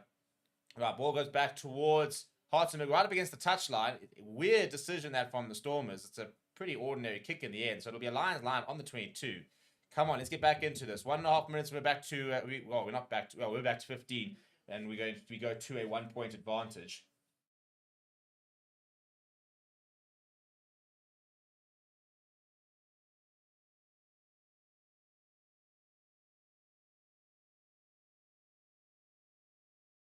Come on, Jakob. 1-point game, lads. 1-point game. 2 more tries and... You also kind of feel you get 2 more tries and we should probably win the game. We grind them down here, boys. That's a nice looking rolling more here.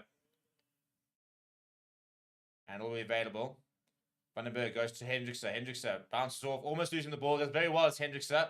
Now he just needs to get down to the ground. Still fighting as Hendrickson. Ronnie Vandenberg going to Ruan Dalport. Into the 22. Emmanuel Tuka. Big hit on him from the 2 forwards. Well, 2 front rows actually from Stormers. Now Lombard. Inside ball. To Eric Cornier. Pops it to Morne Vandenberg. Morne Vandenberg looking for options. Isolated at the moment and loses the ball forward. Great, guys. Well played. Just no... Now a couple of... Yeah, this is... Oh, but he's just dropped it. I mean, this is just childish. Not quite going to get back Marius Lowe just yet, but there's no direction there whatsoever.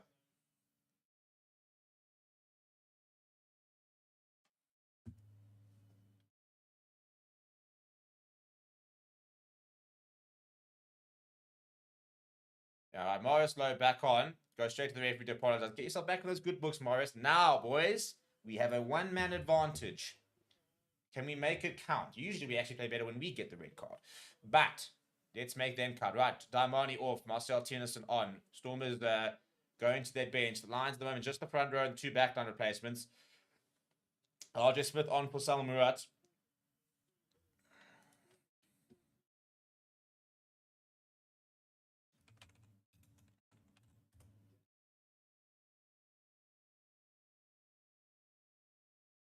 So Dan du Plessis was receiving some attention, which is not good from a Storm's point of view because he's just come on and he replaced Similani, I think it was.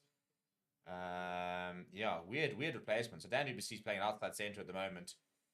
Jean-Luc du Plessis at inside centre. So the du Plessis in the centres. Angela Davis obviously red card. So Ben Loader on the bench, so he can replace the likes probably a Hartzenberg later on, maybe even can come in at outside centre. That's also a weird thing. You got Ben Loader who does play at outside centre, but you're opting to play Dan du Plessis at centre, which I don't think he's great. I think he's a fantastic inside centre. I think he's an average outside centre. But very talented player, Dan du Plessis. I rate him very highly.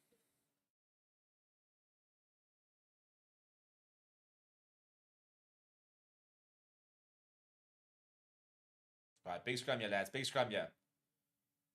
Straight down. We're going to have a conversation here as Murray's going to come to the other side.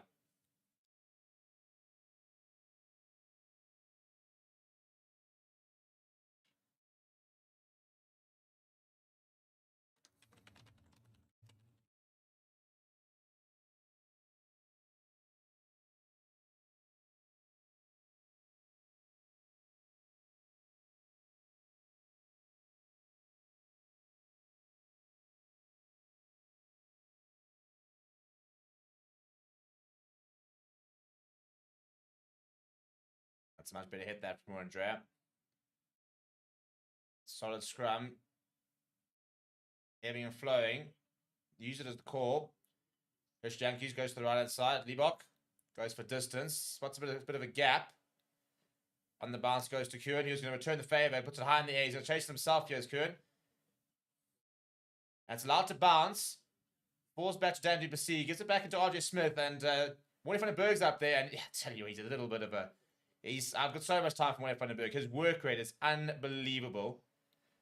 And he's a tenacious little scrum off. As lots of scrum offs are, but he very much... Oh, they can try to hold him up. Eventually does get his knees to the ground there. Stormers still inside their own half. Room front here and show and go.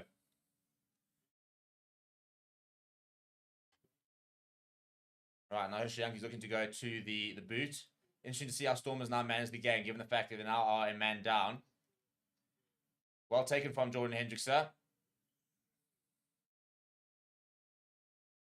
Vandenberg goes to JP Smith. Yo, I'm nervous. I've got that like sick feeling in my stomach at the moment. Vandenberg, he goes to the boot.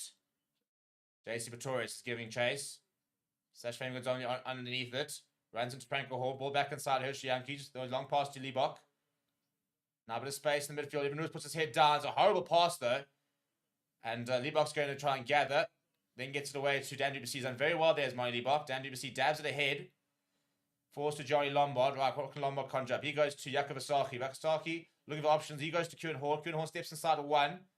Pops it to Morty van den Berg. Ball over the top to JC Pretorius. Now is there a bit of space here for JC Pretorius?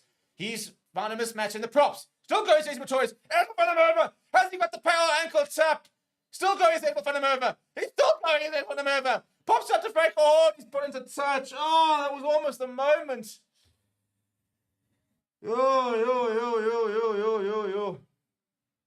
It's a great tackle by Sasha Payman Gomez-Lulu. That was almost it. Goodness me.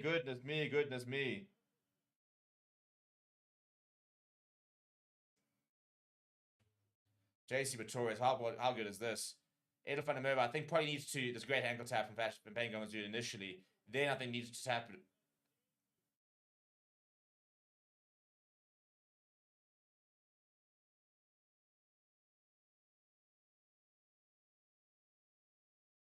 Yeah, it's good work from Sasha Payman Gomez-Lulu.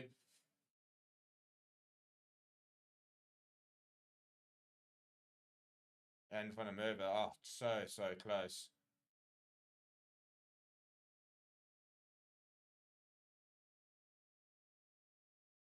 All right, 5-meter line. I'll compete for this, lads. Come on, man.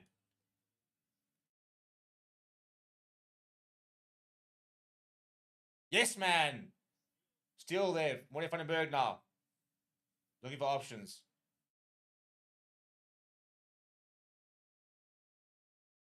Now Vasaki going to Ruandre. Ruandre keeps it nice and direct here. Penalty advantage would be pretty key here. Pretty prime if we could get one. JC Pretorius almost getting through. Morley Vandenberg looking for snipe. Gives it up to Chituka. Does well to hang on to the ball. Presents to Morley Vandenberg. He goes to Lombard. Lombard goes himself. No high tackle from Dan Duplessis. Oh, it was quite high. Nice little carry there from Edel Vandenberg. Chituka almost in 2 minds. Eventually goes himself. Marius Lowe, a little bit isolated. Doing well, yeah, the Lions to maintain possession. Philip Albert goes himself. Just probing at the moment. 9 phases now. JP Smith came up very quickly to Sasha Payman Gomazulu. Big counteract though, and it's been stolen. Come on, man! Focus here, man!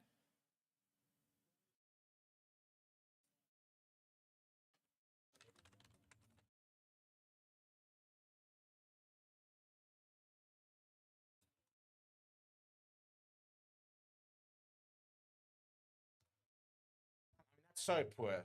After 8 phases and you lose the ball like that. Come on, man. Focus here, boys.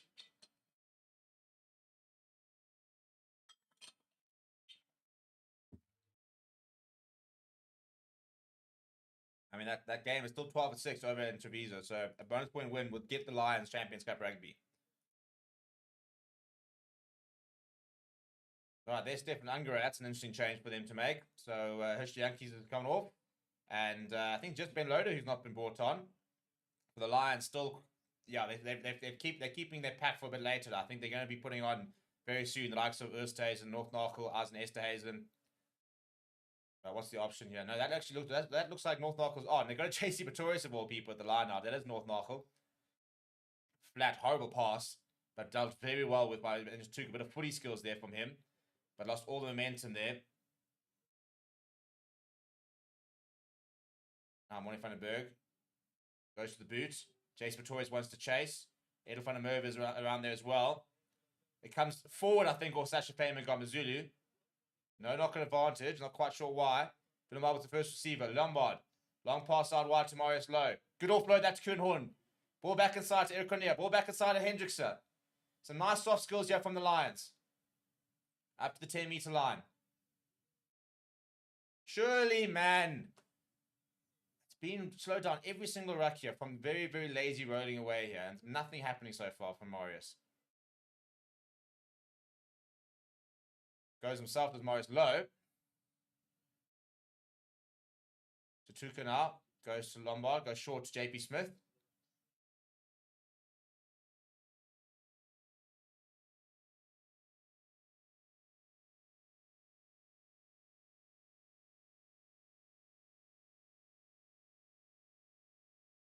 Now, not much momentum, so we're going to go to the boot chat. That's from the side, Mr. Rev.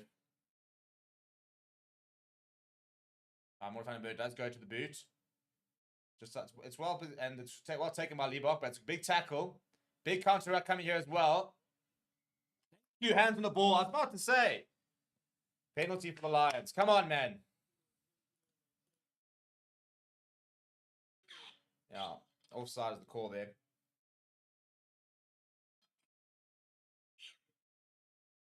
It was well taken from Liebach. But then it's the counter rack here. And then pass the ball as the call. Yeah, good work there from the Lions.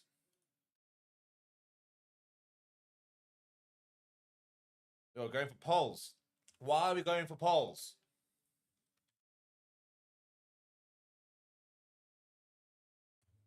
Guys, do you not understand we need a bonus point?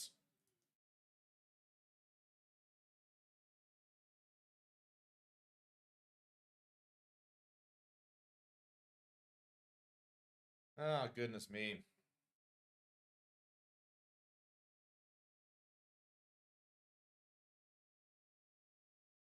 I don't agree with the decision at all. This is not a given kick either. Go to the corner. Ride momentum. You've got a man advantage here, guys. And he's missed it. Such a stupid decision. I mean, it's right up against the touchline. You've got 30 minutes to play. Go to the corner. Guys, we need Champions Cup more than we need the quarterfinal. Couldn't give a rat's ass about the quarterfinal. It's the Champions Cup that we're playing for here, lads. You've got 2 tries. Go to the corner. Score a try. You've got a man advantage. There goes Dan Duplessis, by the way, replaced by Ben Loader. So he'll go to outside centre. That makes sense. Such a stupid decision that. Like, I don't understand it.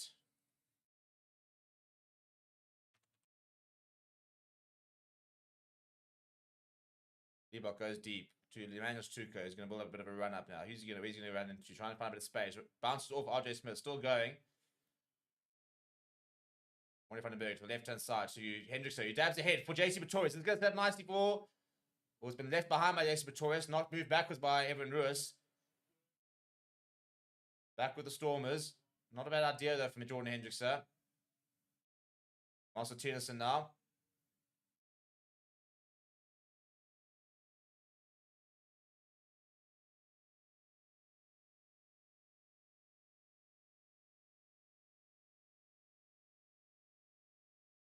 Listed high in the air. It's another good take from Jordan Hendrickson. He's had a really, really good game as Hendrickson.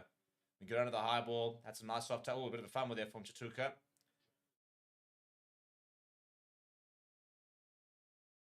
Now Lombard to Vandenberg. Vandenberg seeing a bit of space. Closed up by Ben Loader. Quick ball from Fasaki. Well taken by JP Smith. Very lateral from the Lions. He's somebody to be a bit more direct. And Willem Alberts comes to the fore to do just that. Fasaki pops it up to Morning Vandenberg. Vandenberg kicks ahead. Here's a late tackle. Oh, it's bounced horribly for Famo Gomezulu. Under pressure here. And he's lost it. And that's backwards. Surely it's a 5-minute scrum. Come on! Yeah. This is a little bit tense here, guys. Who needs to go to run? I mean, I should actually be clocking this as a workout. I reckon I'll be on like 900,000 calories by now. This is great from Morning Vandenberg. Good piece of hands. Is that a late tackle? I don't know. Would it be a penalty where the ball landed?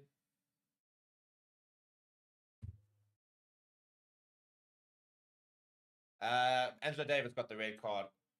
Look at the Lions staff. This is a huge scrum. This is a massive scrum. I cannot emphasize how big of a scrum this is. Come on, guys. Try here and then one more try. Come on, guys. Come on. It's there. It's there for the taking. It's still 12 points to 6 with 20 minutes to go. A bonus point win gets us 7th.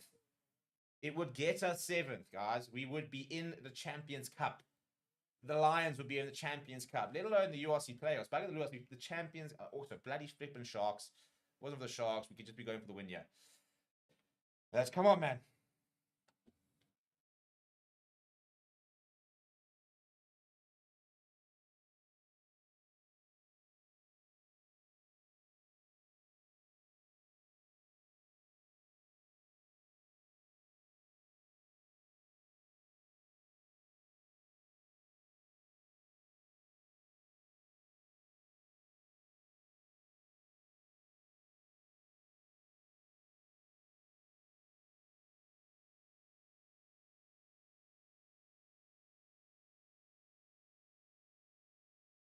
Michael Horn goes himself. Michael Horn reach. Oh, so close.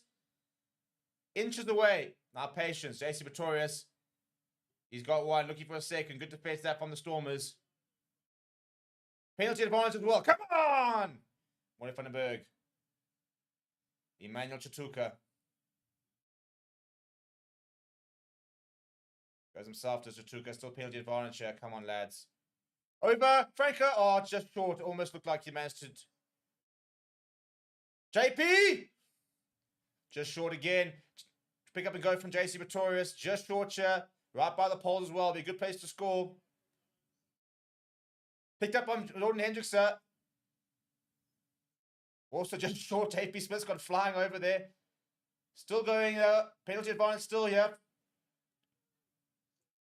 On the right hand side here, guys. Just short, just short. Recycle, recycle, recycle. Arsenal isn't there.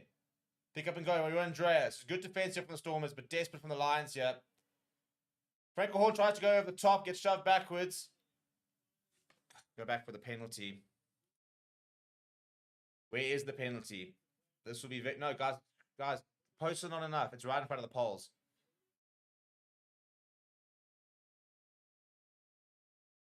Take a quick tap. Quick tap. Quick tap. Quick tap. Take a quick tap. Oh, taking the points. Guys, we need the bonus points. We're going to come short, you know that. We're not going to get Champions Cup Rugby. We're going to finish 8th.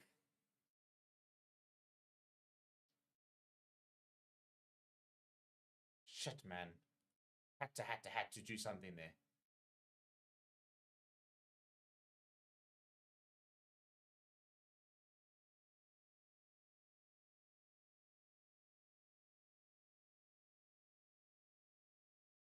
Oh, goodness me.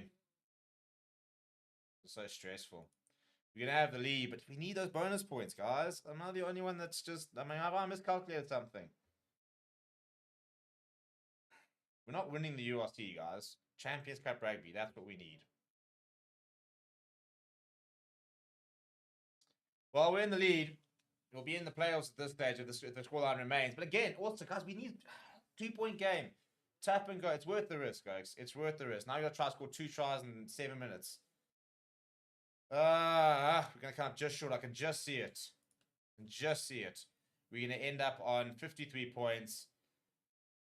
It's exactly what Benton are going to end up on, as will Ulster. We'll have fewer wins, so we will be finished at 8th. I can just see it coming.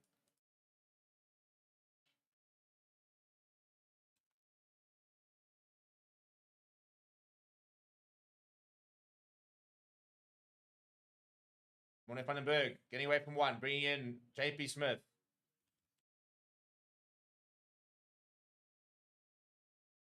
Lombard sees a bit of space on that right-hand side. It's a good kick, actually. Identifying it. There's a man down. Komazulu's not going to have to clear. Almost charged down by Quinier. Does very well there, does Quinier. Doesn't find touch. Lombard now. I think he looks high in the air. He's going to chase himself. It's well taken by Ben Loader, but he lost forward. Oh, you're joking, Marius! Offside, apparently.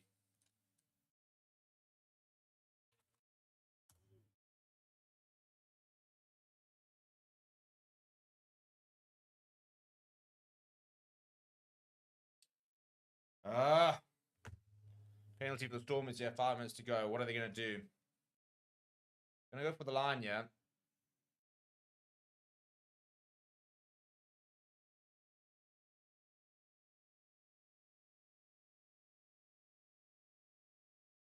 Not a bad kick that from Marty Liebach.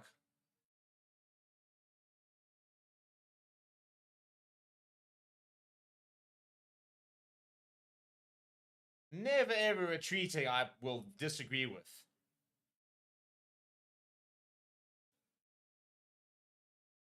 Nah, again, that's the new laws, yeah, sure.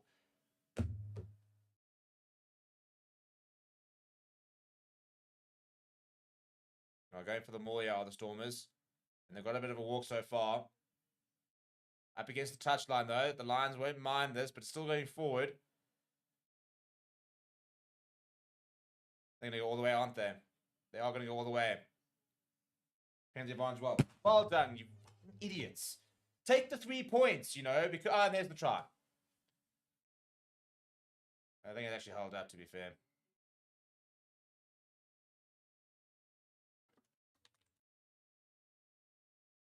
Honestly, sack the coaching staff for that decision to take 3 points. I mean, that's potentially like that decision to get us into the lead, inverted commas, basically almost cost us the game. Will definitely potentially cost us quarterfinals. We've turned down twice now try scoring opportunities, and it's literally looking like 2 bonus points would have been enough to get 8th.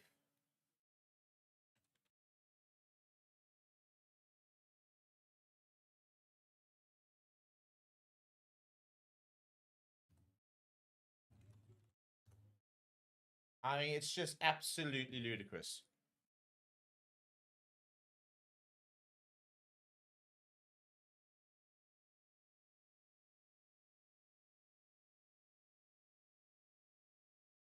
So looking over here at the grounding to see if RJ Smith has got grounding. BITDEFENDER's underneath it. I think it's going to be awarded as well. Yeah, well, you deserve it then.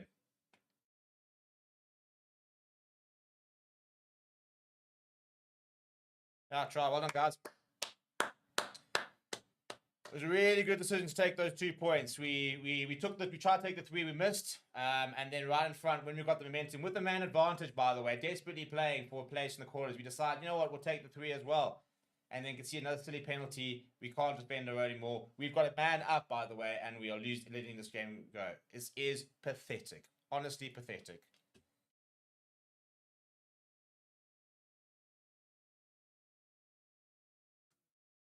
No, Adrian. So that was the case previously, but they have changed it, the qualification to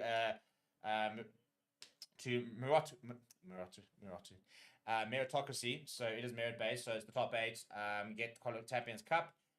If the Champions Cup winner is outside the top 8, or the Challenge Cup winner is outside the top 8, or the Champions Cup winner, I suppose, then they take the 8th spot and so forth. So 7th, top 7 at the moment gets Champions Cup rugby.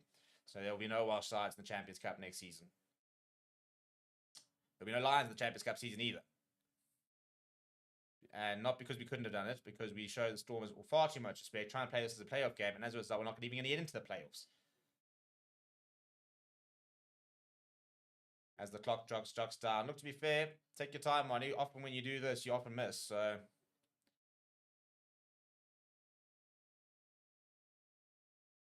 and he's nailed it. So yeah, we're going to try just to try and get qualification, but then cool, you're going to be 8th. Fantastic. Yeah, we're not going to get qualified. Idiots.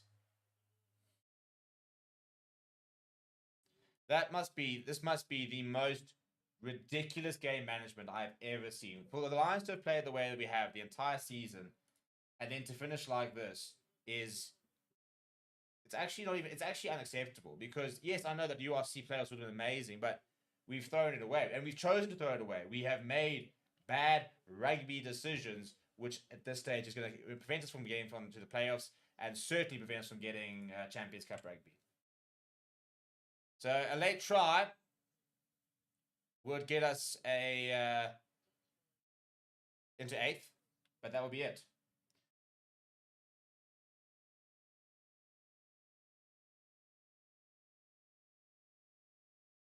So yeah, it's the end of the season. Well done, guys. You've done it to yourselves. Honestly, you've done it to yourselves. By being too scared. I mean, you're a team that scored so many tries this season. How can you be scared of attacking? How can you be so scared of having a go? You've got absolutely nothing to lose. And that's not straight.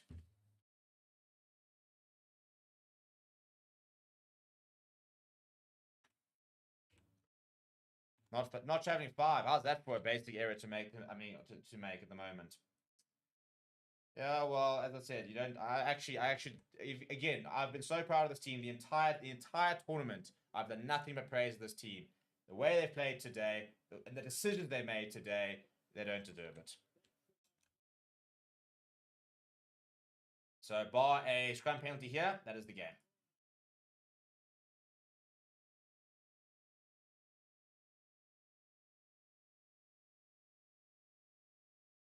How to ruin Steve's weekend, 101.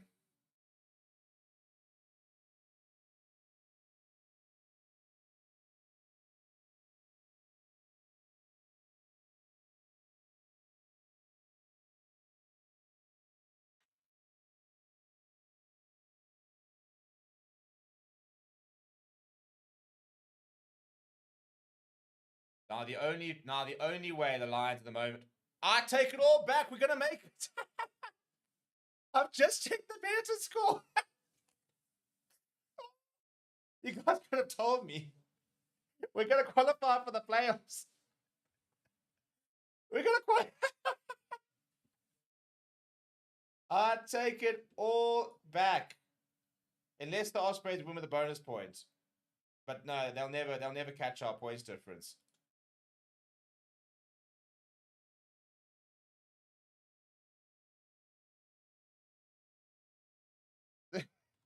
That's how's that for people in the moment.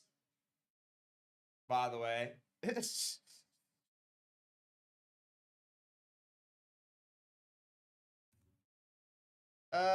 Dear. As long as Benetton don't throw it away, we've qualified. This must be one of the most ridiculous. Sorry, the game's done, and I've been sitting there lambasting how terrible of a team they are. By the way, they deserve it, and fully justifying what I'm saying. But at the moment, by virtue of Benetton with that late second half surge, which I hadn't picked up, I was so engrossed in this game, means that we actually will. We will get fourth. Well, we get eighth.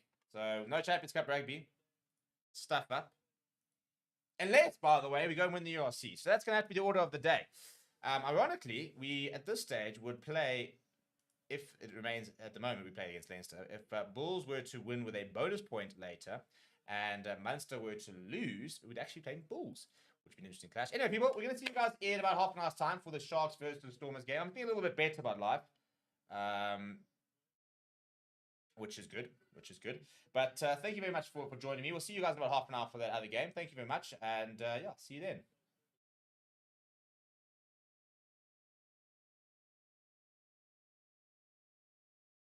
Oh, by the way, I'm going to redirect you to the Sharks versus Bulls game so that you are with me later when we go and have that game in a bit.